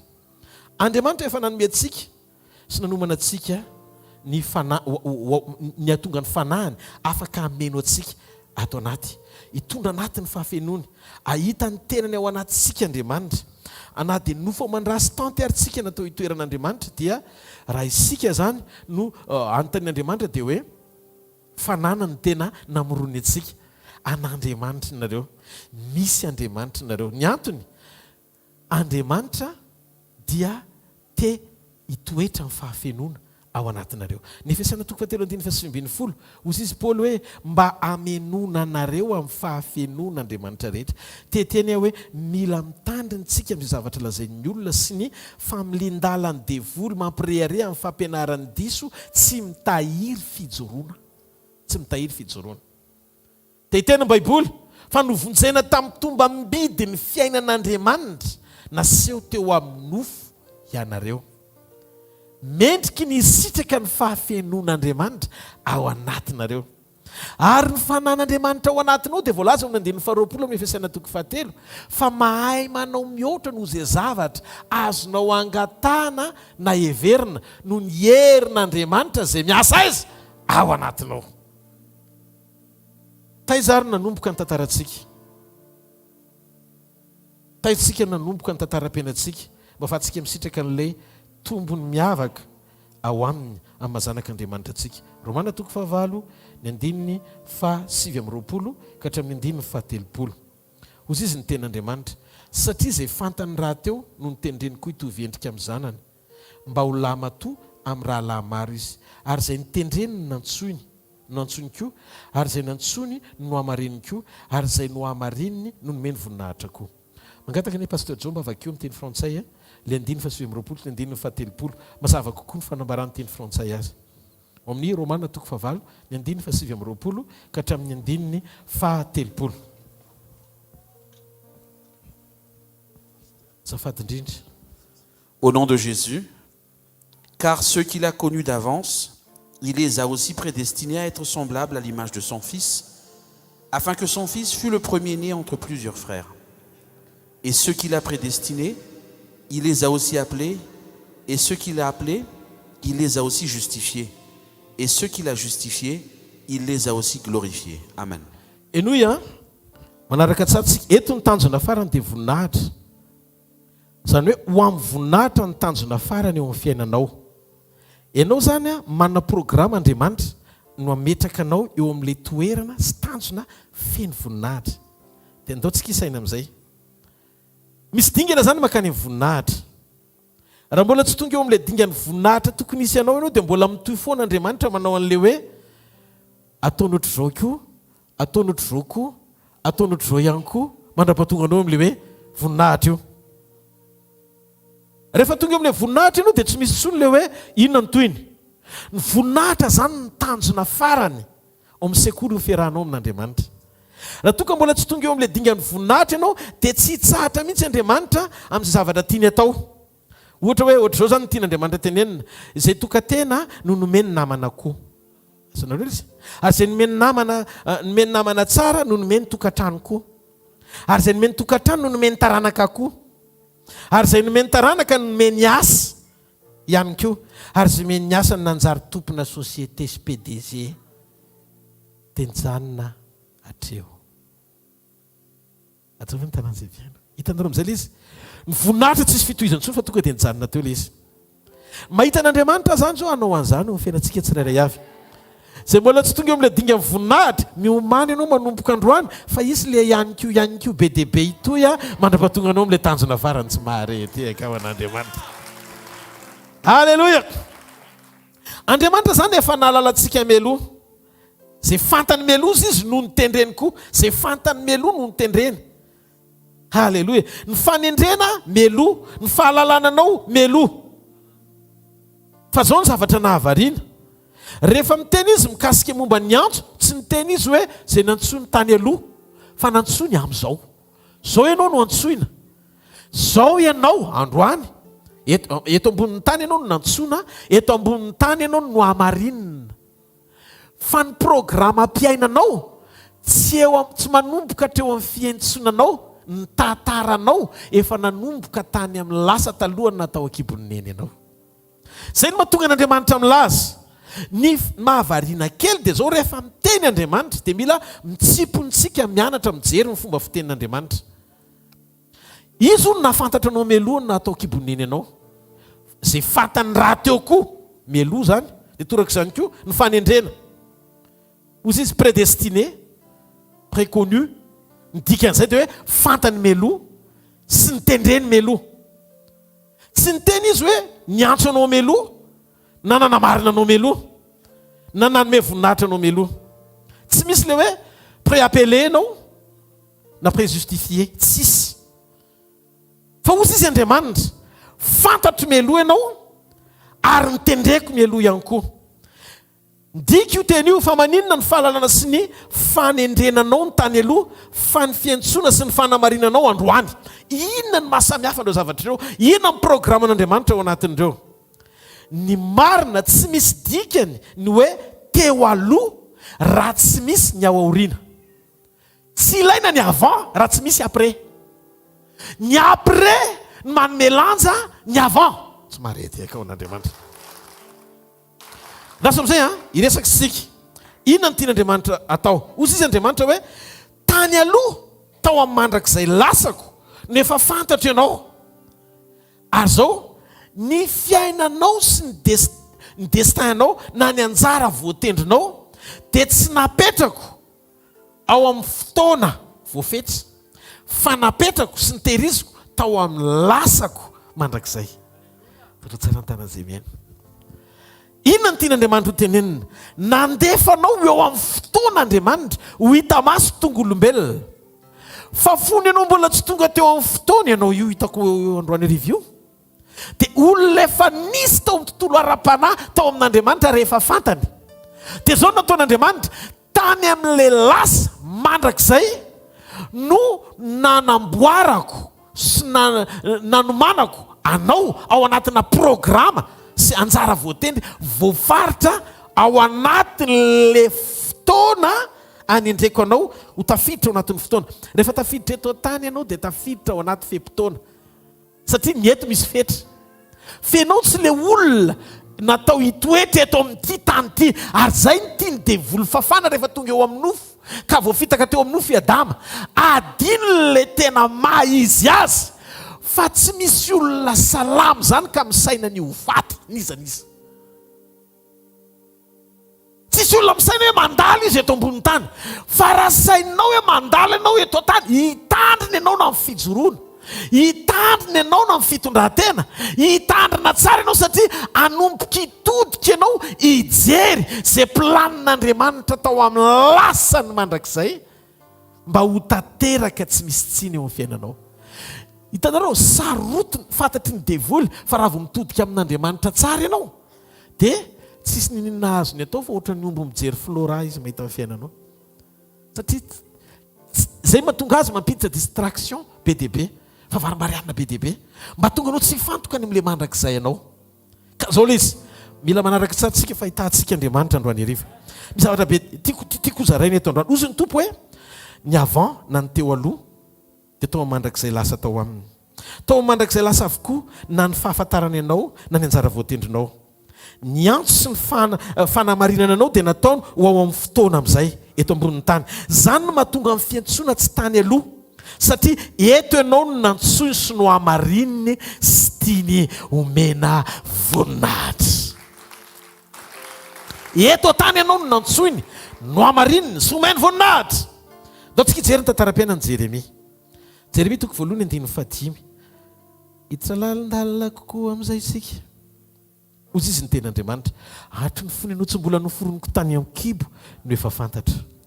Ary hatry ny fony ianao tsy mbola teraka no efa nohamasinika. Eo amin'izay le destin. Sy notendreko mpaminano amin'ny firenena. Inona ny teny notenena? Paul dia natakatra ny teny nambaran'Andriamanitra tamin'i Jeremia io. Dia ozy izy Paul, ny antso dia tsy ilay voalohany nihetsik'Andriamanitra eo amin'ny fiainanao fa larana fahatelo amin'ny projet an'Andriamanitra.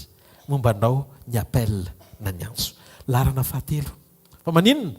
Talohan'ny antso dia nisy ny atao hoe préconnaissance na ny fahafantaran'Andriamanitra anao voalohany. Misy koa ny prédestination na koa ny fanendrenanao meloa ho amina tanjona voafaritra mazava. Ny antso dia eo amin'ny atikasa fahatelo. Inona fipetraka ilay izy? Ara-potoana zany Andriamanitra no miantso anao ao anaty fotoana. Fa talohan'ny fotoana ny tantaranao no efa natombony niaraka taminy. Tsy mahareteka an'Andriamanitra.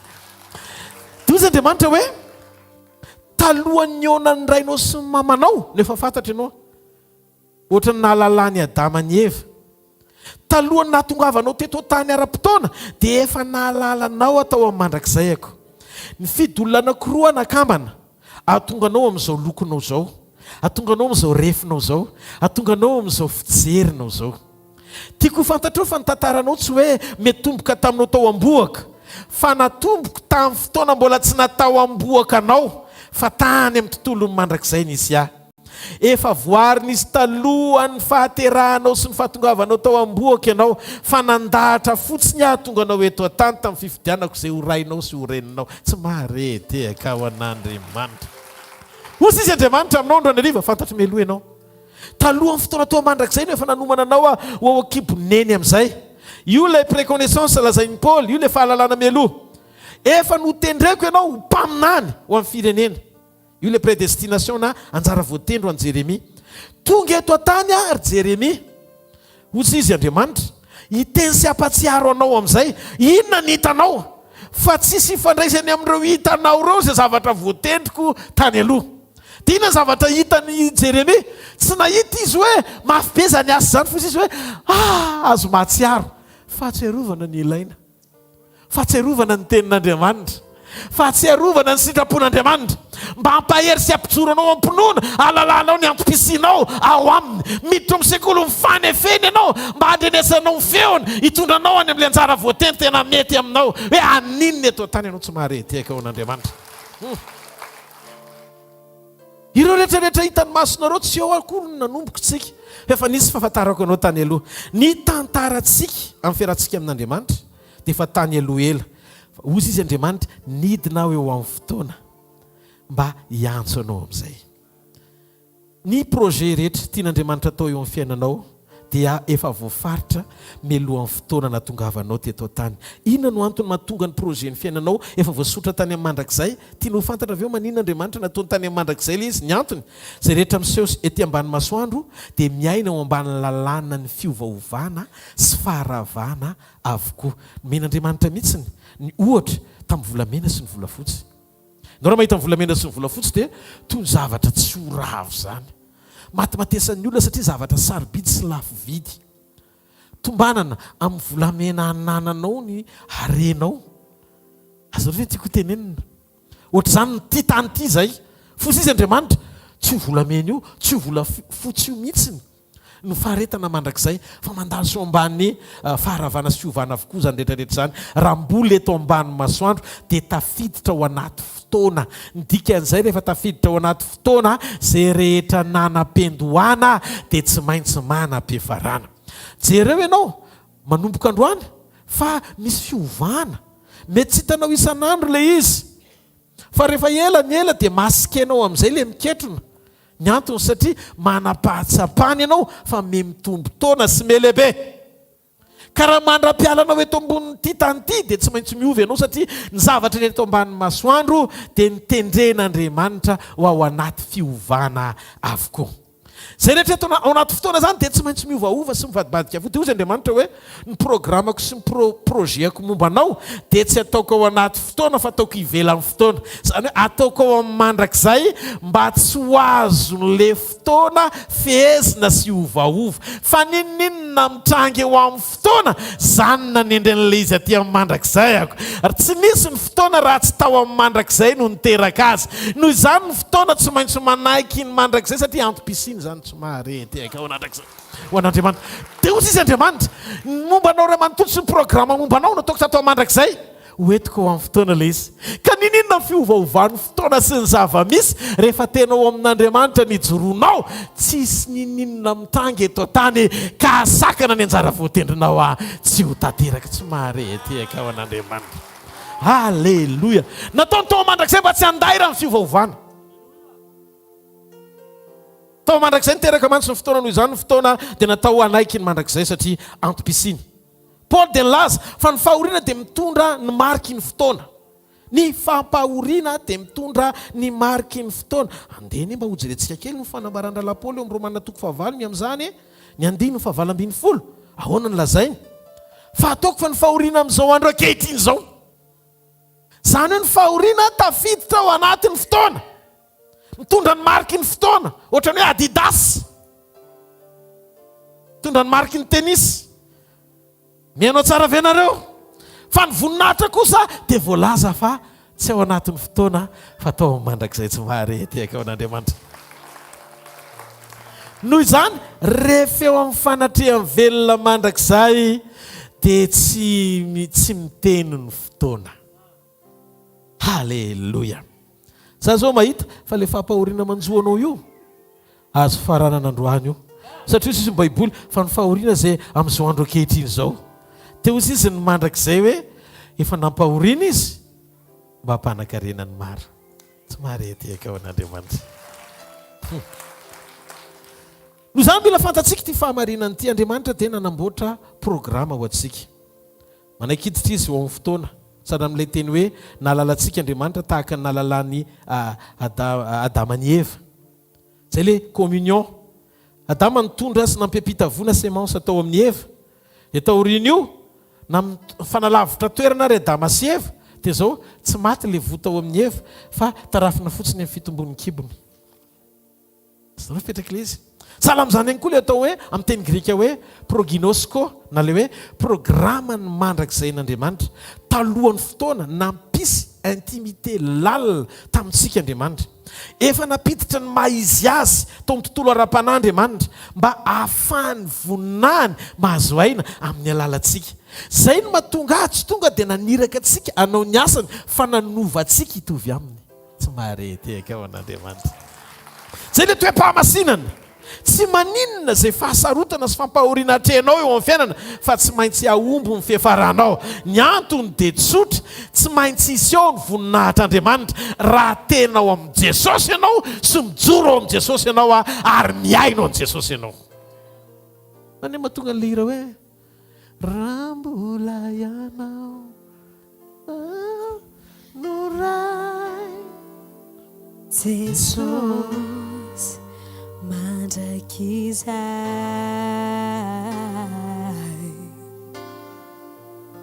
tsy hoky naovina fampijerena kely tena zay mihitsy izy hoe tena zay le izy. raha mbola ianao no raika Jesosy mandrakizay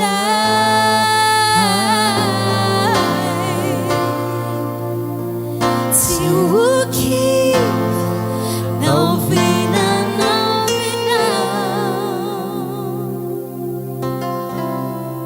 feo an-tananao ny fandresy.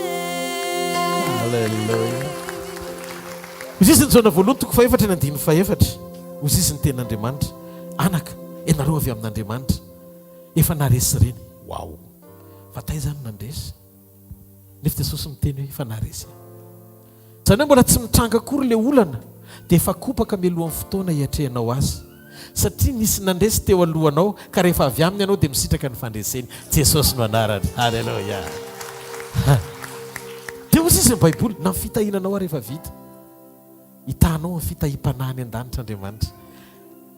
Jenona Josefa zanaky Jakoby raha hijerentsika an'ilay proginosko. Josefa nahiliky ny rahalahiny manodidina tsy tia azy navarotra andevy tany Egypta tonga gadra no mifanendrikendrena fa tsy maintsy tonga teo amin'ny trônina ihany. Voninahitra efa nasoa tany amin'ny lasy no nisitrahany Josefa tany amin'ny hoaviny. Mahavariny ty resaka ty. Romanina toko valambiny fa valambiny folo Paul milaza fa ataoko amin'ny fahoriana amin'izao andraketriny izao izy dia tsy tokony hoarina amin'ny voninahitra izay aseho amintsika. Ary amin'ny andininy fahatelopolo ny apôtra Paul dia miteny hoe le voninahitra indray ohatrany hoe mbola hoe tsy hoe haseho fa hoe efa tany amin'ny passé izy ary zay nitendrenina ntsony koa ary zay nantsony no amarininy koa ary zay no amarininy no nomeny voninahitra koa tany amin'ny lasa indray. Inona ny tiany Paul ho tenenina misy zavatra ohatrany hoe mifanohitra le izy. Misy voninahitra ny amin'ny hoavy, inona ny hevitra izany? Misy indray le mifanohitra kely hoe voninahitra tany amin'ny lasa. Ka inona marina voninahitra ny amin'ny hoavy ve sa tany amin'ny lasa? Fa eto amin'ny Romanina toko valambiny fa valambiny folo apôstôly Paul dia miresaka amin'ny olona eo amin'ny fotoana, miresaka amin'ny olona ao anaty fotoana izay manaiky ny fisian'ny lasa mandrakizay. Miteny amin'ny olona Paul fa ny voninahitra dia ho any amin'ny hoavy. Manaiky ianao fa nisy ny lasa. Fa zao ianao rehefa iresahana izay zavatra tao amin'ny lasan'Andriamanitra no ampanantenananao any amin'ny hoavy. Eo amin'izay eno ilay ao amin'ny andininy fahatelopolo Paul miresaka amin'ny olona ao amin'ny mandrakizay. Izany hoe misy karazan'olona anankiroa. Ny andininy fa valambiny folo miresaka amin'ny olona eto an-tany Paul. Fa eo amin'le fotoana olona voafetry ny fotoana toy izy hoe hoavy le voninahitra. Io fahoriana lalovanareo io dia kely sinitsinina raha oharina amin'ny voninahitra hoavy. Ny andininy fahatelopolo ndray Paul miresaka amin'ny olona ara-panahy. Misy fotoana zany Paul miresaka amin'ny olona ao anatina vision ara-panahy ary misy fotoana Paul miresaka amin'ny olona mivantana amin'ny maha-olombelona azy. Ny andininy fa valambiny folo olona mivantana, ny andininy fahatelopolo olona ara-panahy. Inona ny zavatra lehibe nisongadina ambadiky ny revelation'ny Paul? Mahita ny tranga amin'ny fahitan'Andriamanitra azy Paul. Amin'ny olona ny tranga dia any amin'ny hoavy, fa amin'Andriamanitra kosa ny zavatra rehetra dia efa vita tany amin'ny lasa daholo. Ny antony ny hoavinao dia ao amin'ny lasan'Andriamanitra avokoa. Zany mahatonga antsika rehefa mandray tsodrano hoe hotahian'Andriamanitra ianao dia Andriamanitra kosa mamaly antsika hoe efa nitahanao aho. Ho anao hananjanaka ianao fa amin'Andriamanitra efa manana ianao. Andriamanitra tsy mampanantenanao zavatra vao ataony fa mampanantenanao zavatra efa vitany. Tsy maredeka ao n'Andriamanitra. Ianao variana mijery lavitra no avinao fa Andriamanitra mierika mijery ny lasany ao no avinao.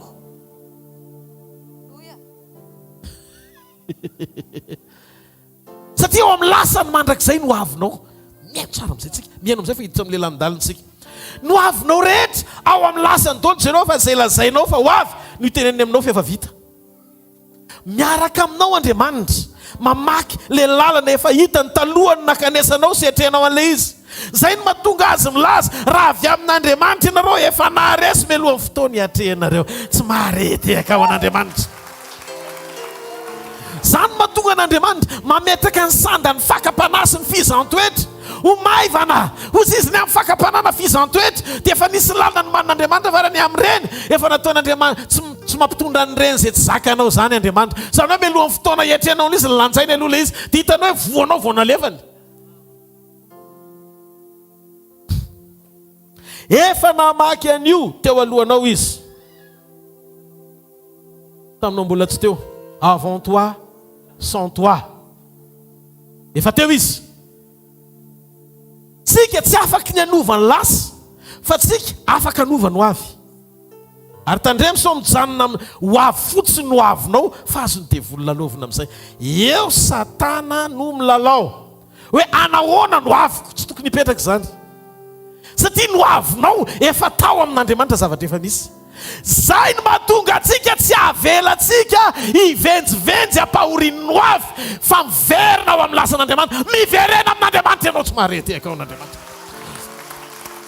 Eno ilay izy ny sansany fiverenana dia maneho fa ianao laniandro tany ampivezivezena ampahorian'ny no avy.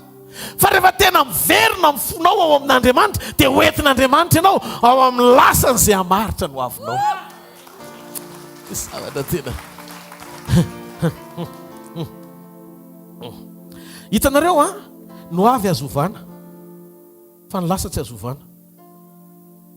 Raha zao miteny aminao hoe tany Frantsa ianao tamin'ny taona lasa dia tsy azovana zany fa tany ianao. Inona ny ataonao amin'izany? Ianao ary taniko. dia zay zany tsy azovany zany fa eto ianao mbola afaka miteny ho any États-Unis sa ho any Frantsa ho avy zany satria zavatra ho avy zany hitanareo amin'izay eo amin'izay dilema eo amin'izay fizarany fisainan'izay miditra ny fakapanahy miditra ny fakapanahy anomenao hery hiady rery ampiasa saina fa tsy hoe kokoa ampiasa saina dia bitsika ny devoly zao atao zao atao zao atao adinonao ny fisiny lasa mahafinaritra be efa nomanin'Andriamanitra ho anao fa raha vao mifankahita amin'ilay oam-pon'Andriamanitra tany amin'ilay passé tsy azony présent hidirana ianao dia manomboka mitsiky miatrikady satria fantatrao hoe hoaizany direction anao sady hotronony ianao ny miaraka aminao izy zay ny mahatsara ny fiainan'ny olona vita fihavanana sy fibebahana amin'Andriamanitra zay ny mahasarobidy ny fiverenanao amin'Andriamanitra miverina manino moa tsika ntsony hoe miverena manino Andriamanitra miteny hoe miverena amiko satria anao fa lasa lavitra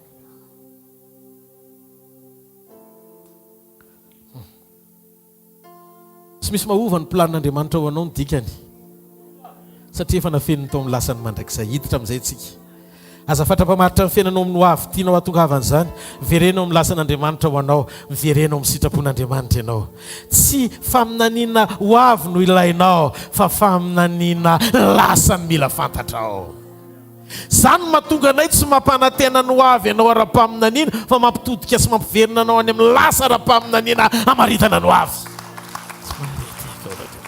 ena ohatran'ny hoe raha dika dipy be le révélation ohatran'ny hoe lalina be le izy fa Andriamanitra nokatra ny saintsika fantatra ny zavatra tiako tenenina joeny devoly amina profesia amina hoavy mamiratra ny olona ianao ony tsy taingina soavaly fa fatapera mafana dia manao amen ianao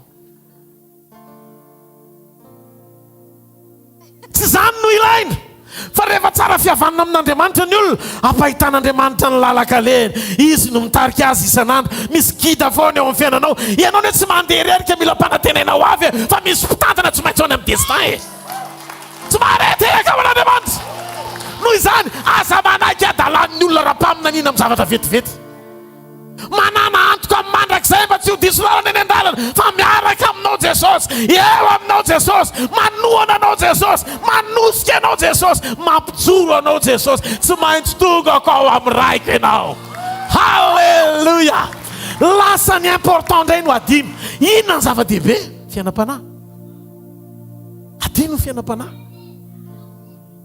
joeny devoly ao amin'ny filana fotsiny tsy faminaniana amin'ny hoavy mihitsy no ilaina fa fifezana ny faminaniana lasa hijoroana amin'ny hoavy manondro an'i Kristy tsy afaka hovaina ny lasan'Andriamanitra zany mahatonga anao mila miverina aminy fa tsy hoe no avintsika mampahomby antsika lavo zao tsisy Andriamanitra ny farany ampanantenana fa misy vahaolana ho anao nefa mivahaolana efa vonona tany amin'ny lasanao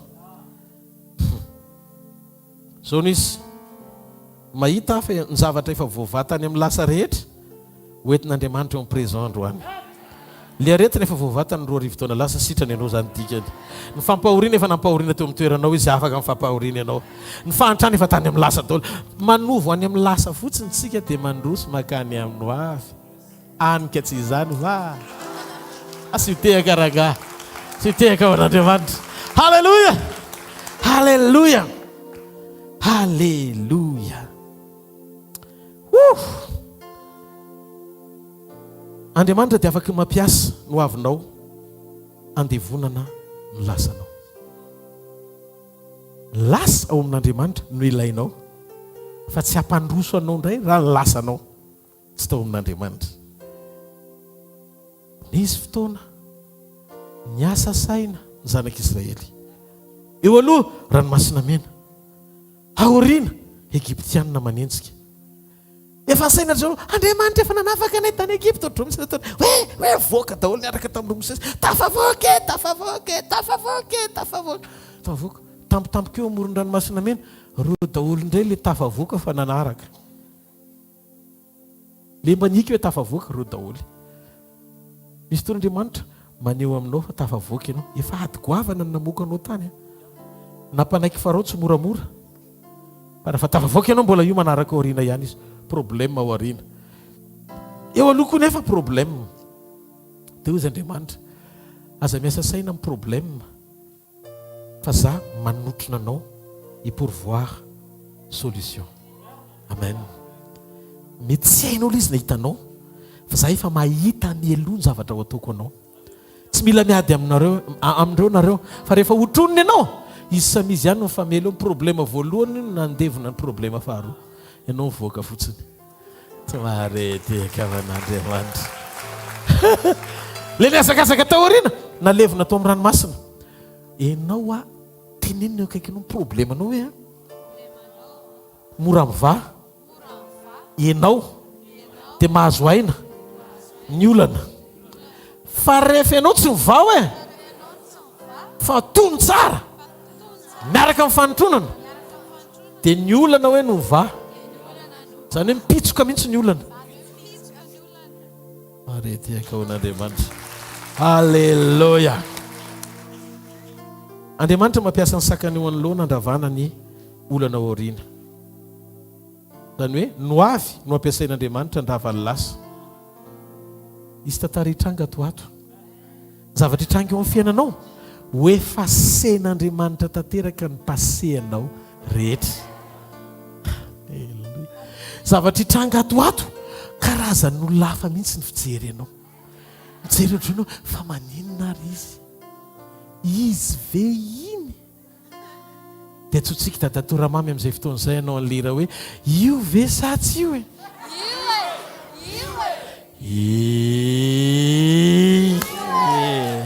dia afa mafeo an'Andriamanitra halleloia misy iran'i Joseph Dafy anankiray izay le faran'izay mahafinaritra kely mba tiako atao le izy hoe tsy nanisa heloka izy fa namindra fo tamintsika ary ny fitiavany nampijoro antsika raha mba misy mahakely izay dia mba asinanina kely amin'izay fahasoavana kely olo mba lefa aloha tsy nanisa heloka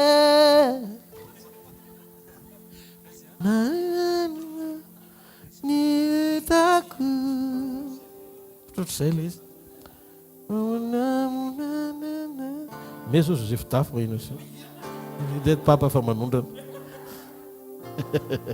za aloha tsy andoha droit d'auteur mihitsy amin'izany tavare izany iandry mahay an'izany ka anka iandry izany ny anjoko anay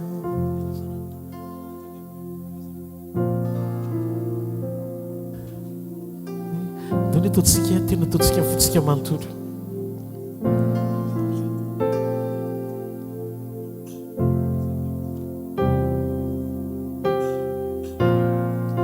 tsy manisa eloka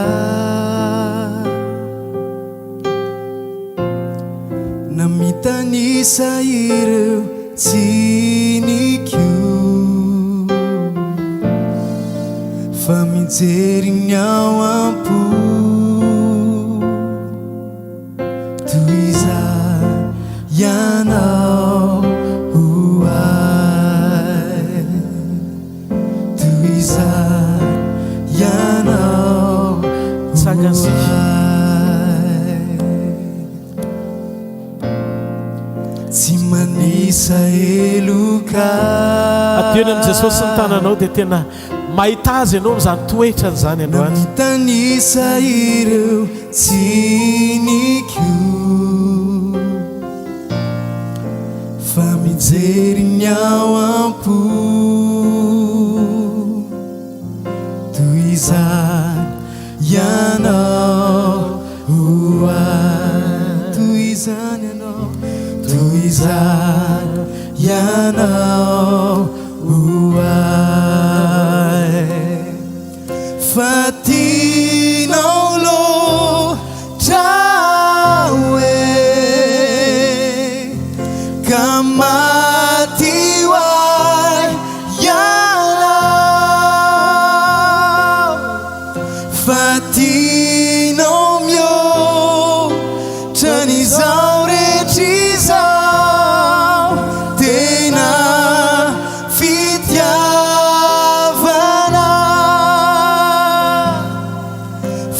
fatinao loatra hoe ka maty hoay ianao fatinao mihoatra ny zao rehetra izao tena fitiavana tena fitiavana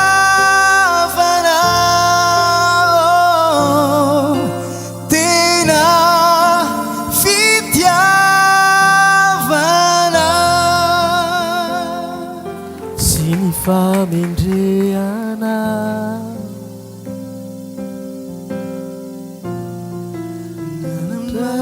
ireo asaso fizay mankatoampo izany no fitiavana izany no fitiavana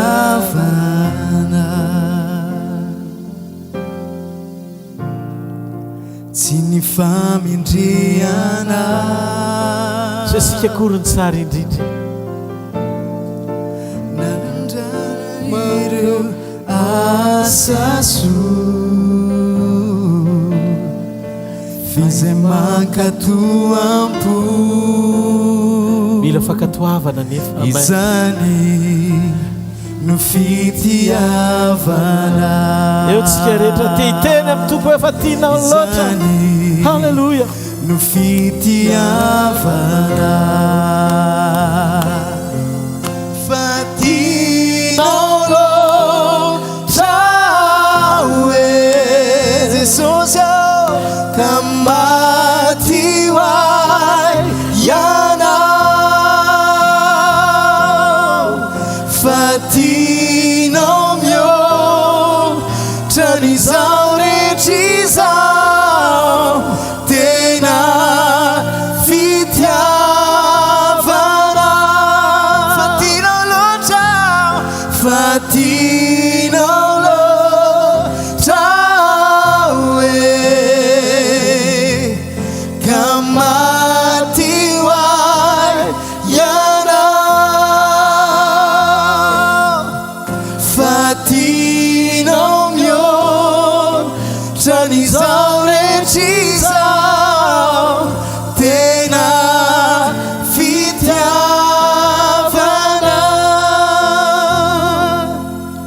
tena fitiavana tena fitiavana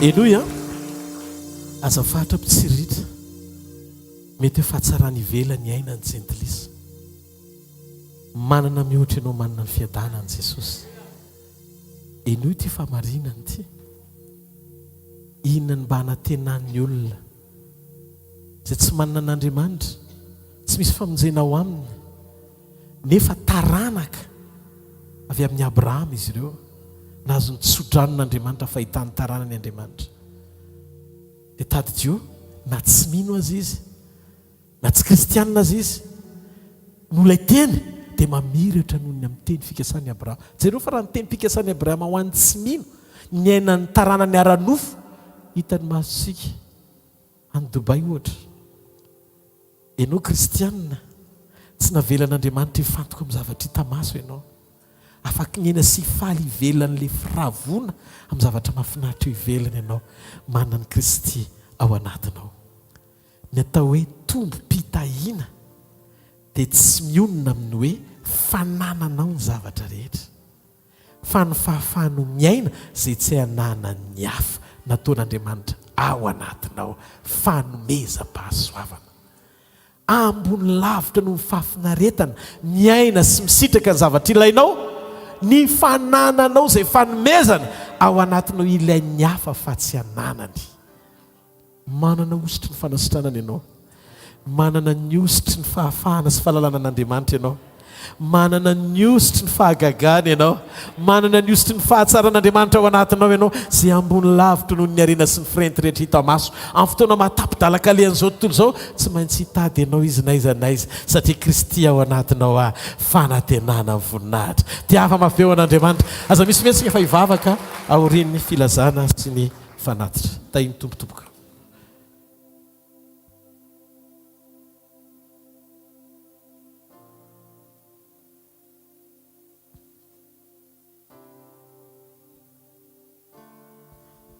Alleluia, alleluia, tainy Jesosy daholo. Toy izao manaraka izao ny fotoanantsika eto amin'ny asa fanompona.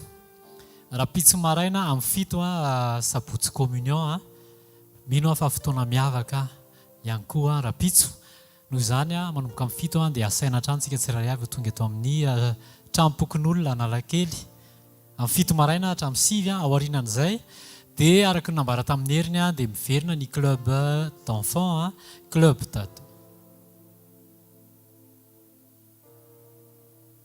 miverina ny club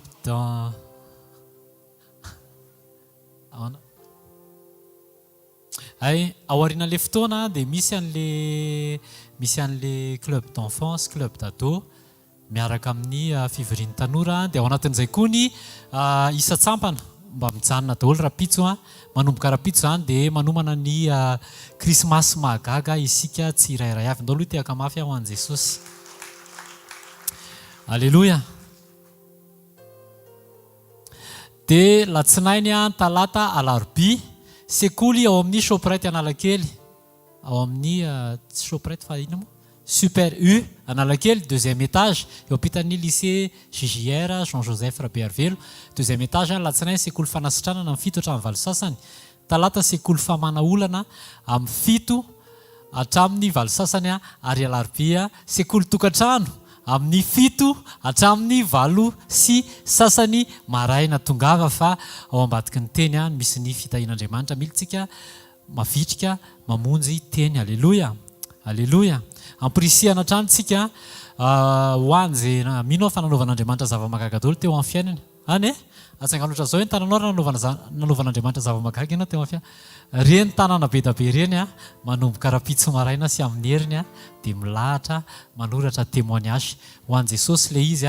Ampatsahivina hatramintsika fa fezina ao anatin'ilay farak'izay foy ilay izy mba ahafahantsika mionoka ao anatin'ny tenin'Andriamanitra, mba ahafahantsika mandray tenin'Andriamanitra mivalapatra tsara. Pasteur mitondra teny ho antsika tsirairay avy. Amen, alleluia. Krismasy magaga zany manomboka rapitso ny fanomanana ho antsika zay mananjanaka, alefaso ny zaza, ho antsika tanora, za koa anatin'izany. Alleluia. Maromaro natao batisa tamin'ny herintaona, tamin'ny roa taona, tamin'ny 3 taona. Dia mila tongotsika mianatra tenin'Andriamanitra foana, fa ao anatin'ny tenin'Andriamanitra izy ny tenin'Andriamanitra hoe inona ny rovan'ny zatovo ny lalaka lehany tsy ho voaloto, ny fitandremana araka ny tenin'Andriamanitra. Tsy maintsy tonga ianao mianatra teny mba ahafahanao tsy ho lavo eo amin'ny lalaka leha sy ny zavatra rehetra. Alleluia. Iny pasteur Tsao raisitsika mitehaka izy.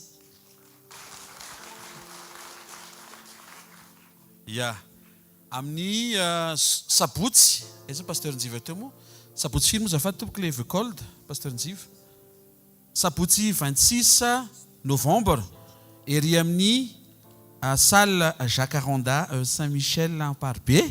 Dia manasantsika pasteur Njiva sy vkl manomboka amin'ny firy moa zafady pasteur amin'ny 2 sasany tompoko tiaka mafitsika ho an'i Jesosy ary ny lahady ariva ery amin'ny skate park Tanimena indray dia manasantsika mpitiavana indray ny groupe Vero Ranevson hiaraka amin'ny fotoam-piankofana sy fidarana keo tsika. Tiaka mafitsika ho an'i Jesosy.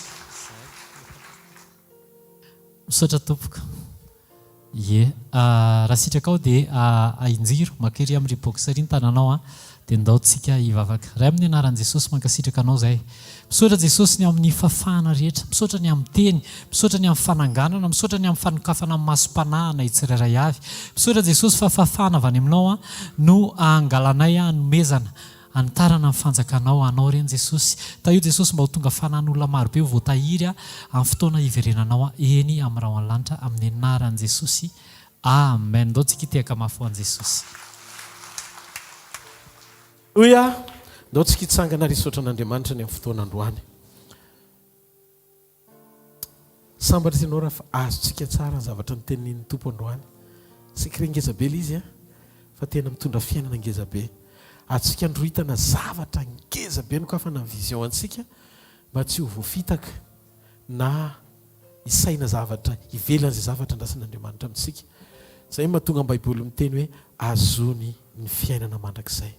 Mila miazony tsika ny fiainana mandrakizay. Azonina ny fiainana mandrakizay. Patary fa ianao io olo-kandalo eto tany. Rehefa miteny an'izany dia pastera pampatahotra. Tsisy fampitahorana zany. Tsika ianao ary tena faly ianao hoe ay ny tena fiainana zany ny tsy eto hoe. Ary orin'ity fiainana ity dia misy fiainakafa tsy manam-pahatam-perina no manan'Andriamanitra ho antsika. Zay tsara lavitra no zay toerana faran'izay tsara indrindra hitantsika eto ambonin'ny tany. Tsy maninona ny hafa raha manana an'izay fa raha tsy irina mba hiova fo ny hafa mba hiaina sady manana an'izay izy no any an-danitra fa tsy ny fisiany zavatra misy eto na ny hareny eto na ny tsy fananany eto no maritra no avinao. Zavatra anankiray no maritra no avintsika. Any Jesosy ve ianao miombona aminy, miray aminy, mahazo antoka fa ao anatsika ny fanahany, manaiky ho tarihany, ho tantanany, andeha eo amin'ny sitrapony. Fa raha feno Andriamanitra ny fiainanao, hotronon'Andriamanitra ny lalanao, azo antoka ny mandrakizay ianao. Fotoana izao tsy erikerentsika intsony. Hijerevantsika hoe inona ny mety, inona ny mahataitra atsy, inona ny tokony atao ary. Fotoana izao ifatoatsika amin'ny fiainana. Le tena izy ao amin'Andriamanitra. Eno ity teniko ity. Aza matahotra ny andro zany. Fa rehefa tena miray amin'Andriamanitra ianao tsy andro zany. Ny zavatra rehetra ilainao dia ao amin'Andriamanitra daholo. Anareo ny zavatra rehetra rehefa ao amin'ny Kristinareo. Le mpanokatra lalana ho anao. Le mpitantana mahatoky tsy hamelanao irery. Ary ny tanany anintsitra sy ny fahaiza-manao mahagaga ho amin'ny fiainantsika mandrakariva matoa izy ny teny hoe ombanao mandrakariva. Fantana hoe misy zavatra tsy vitanao dia izay no mahatonga azy mombanao. Ary izay fomba an'izay azo antoka fa hampandresy ianao amin'ny lafiny rehetra. Io zavatra lalovanao io efa resy io talohan'ny fotoana hiatrehanao an'io. Noho izany aza mitany ondrikeo mandehana fa misy lalana misokatra foana ho anao. Zao fotsiny aza manadino an'Andriamanitra ianao. Aza dino izy. Na ao an-trano ianao, na any am-pandriana ianao, na any an-dakozia ianao, mba sisy tsioka kely indraindray. Tsy mampaninona zay zavatra tsy misy ao fa sy fifaliana foana. Ny kristianina manana fiadanana mihoatra noho ny fahalalana rehetra ao anatiny. Ary ny fanananao an'izay dia salama foana amin'ny fonao satria nahoana misy fifaliana tsy hazavaina izany ao anatinao sa tsy izany? Dia izay zavatra rehetra ataonao ho amin'ny fombiazana maka amin'ny fombiazana. Ho afainy amin'ny lanitra ny tanao dia misoran'Andriamanitra ny fonao manontolo. Makasitraka anao izay iray indro any ariva. Misaotra ny amin'ny teny fiainana, misaotra ny amin'ny famangina mahagaga, misaotra ny amin'ny teny sy révélation, anokafanao ny ao anatin'ny fonay, ahalalanay fa ny passé prophétique no ilainay fa tsy ny futur amin'izay zavatra heverinay fa rapide avy. Tsy ampahorino avy tsony zay satria manana antoka tany amin'ny lasa, fa ny zavatra rehetra izay ilainay any amin'ny avy dia efa vitanao tany amin'ny lasa avokoa. Zay mahatonga ny Mosesy nampahitanao ny voanao satria ny zavatra rehetra dia efa programmé, pré-programmé daholo, efa tany aloha daholo na ny destin, ny anjara voatendry sy ny fahatsarana rehetrarehetra efa voaomana meloha. Tompo, zay zavatra rehetra eo amin'ny nofo ka nanova ny toetranay tsy araka ny sitraponao, levony amin'ny afo mandringa an'izany, tsy anakely tsy anapahefana ao anatinay. Ny faratsy toetra, ny avonavim-panahy, ny orgueil, ny karazan-javatra maro samihafa Andriamanitra, reo toetra ratsy rehetra na fialonana, reo karazan-javatra be dia be tsy mampahazo aina amin'ny fanahinao, manaova ianao atao délivrance androany ariva. Ekeo anatren'Andriamanitra ny fisiny le zavatra tokony hoe sorona ao anatinao mba ahafahan'ny fanahy masina miditra tsehatra, manafaka tsy manasitrana amin'ny anaran'i Jesosy Kristy avy any Nazareta. Raiso ny fanafahana amin'ireo karazana toetra tsy fahombiazana rehetrarehetra, mahatonga ny efitra anao anana efitra mpisaraka anao amin'Andriamanitra. Ninona karazan-zavatra rehetra tsy mampahazo aina azy, atonga anao tsy fanena sy ombona amin'ilay lasa no manino anao amin'ny anjara voatendry, dia pitehan'izany tsy anakely tsy anapahefana amin'ny fiainanao. Toloniko amin'ny takarivo ity, mety ny ao anatinao. Hovain'Andriamanitra ny ao anatinao. Anana ny fonjazy ianao. Anna amin'ny fiainan'i Jesosy ianao, anna amin'ny fahatsarana Andriamanitra ianao, amin'ny amin'ny anaran' jesosy kristy avy any nazareta. Raiso zany androany arivo, raiso zany androany arivo, raiso zany androany arivo amin'ny anaran' jesosy. Dia rehefa afaka zany aok'andriamanitra hikasika ny fiainanao ray manontolo. Rehefa avy mikasika ny aminy izy na ny aina dia hikasika ndray izy ihany korse ny fiainanao ray manontolo. Raiso ny fanasitranana avy any ambony. Raha misy marary eto androany arivo apetrao ny faritra marary ny tananao mandraisa fanasitranana avy any ambony. Aoka hikorina ao anatinao ny fanasitranana feno avy amin'Andriamanitra. Aoka hikorina hatrany an-tampondokatra ny am-paladianao anaisotra andreo karazana rofy aretina fivitosana fanaintainana. Aoka hisetsy-pamoronana an'olo-tovy efa simba ho tonga tova vaovao anatinao. Raiso amin'ny anaran' Jesosy. Hozy izy ny tompo etonono ny fiainana. Misy fiainana amin'ny anaran' Jesosy. Misy fiainana amin'ny anaran' Jesosy. Misy fiainana amin'ny anaran' Jesosy. Mandiana fa tononoko amin'ny fiainanao ny fahasoavan'Andriamanitra manana ambiampy, ny fahatsaràn'Andriamanitra feno famirapiratana, ny voninahitr'Andriamanitra tsy azo ninninona resena fa mitoetro ny fahatsarana faratapiny ho anao. Mahita fa Andriamanitra hiasa amin'ny fiainanao. Io misy lalana misokatra ho anao. Io misy fampahitana fity mahagaga ho anao. Io misy vokatra tsy takatry ny saina omen'Andriamanitra anao. Mandiana fa hitan'Andriamanitra manjoanao. Matonanao anao ho nofo izy afaka hikarakara amin'ny fiainanao ray manontolo. Zavatra rehetra tao amin'ny tontolo mandrakizay hikorina tsy sakana fa ho tonga vavolombelona azo tsapahitany no amin'ny fiainanao. Ho tanteran'Andriamanitra ny aminao rehetra amin'ny anaran' Jesosy Kristy avy any Nazareta. Hitanareo ny Jehovah ka hiaro anareo. Mpamirapiratra ny tavany aminareo ny Jehovah ka midra fo aminareo. Anandratra ny tavany aminareo ny Jehovah ka aminareo fiadanana. Amin'ny anaran-dray sy ny zanaka ary ny fanahy masina. Amen. Ndao tsika ity tanana mafy be ho anto. Azadino fotoanantsika rapitso alohan'ny izarana fahasoavana. Rapitso sika dia marina fotoana spesialy amin'ny fandraisana amin'ny fanasan'ny tompo. Ny communion rapitso dia ifandraika amin'ilay teny hoe ny famoronana mifandraika amin'ny fiombonana aseho amin'ny voninahitra. Zay no afatra rapitso. Mino aho fahitanao manokan'Andriamanitra ny amin'izany. Ary ny vavolombelontsika tsiray avokoa azadino manoratra azy présenteo an'Andriamanitra ilay izy ho voninahitra ny anarany. Tsy fanindraindrana mpanompo ampiasain'Andriamanitra fa mipaka amin'Andriamanitra nanome satria ianao sy izy no fakahita sy mifampitady ary mivahany tany olana dia omeo voninahitra izy. Na mety misy olana tsona na izahana pasterisy na pasterisy Jesosy reny omena voninahitra.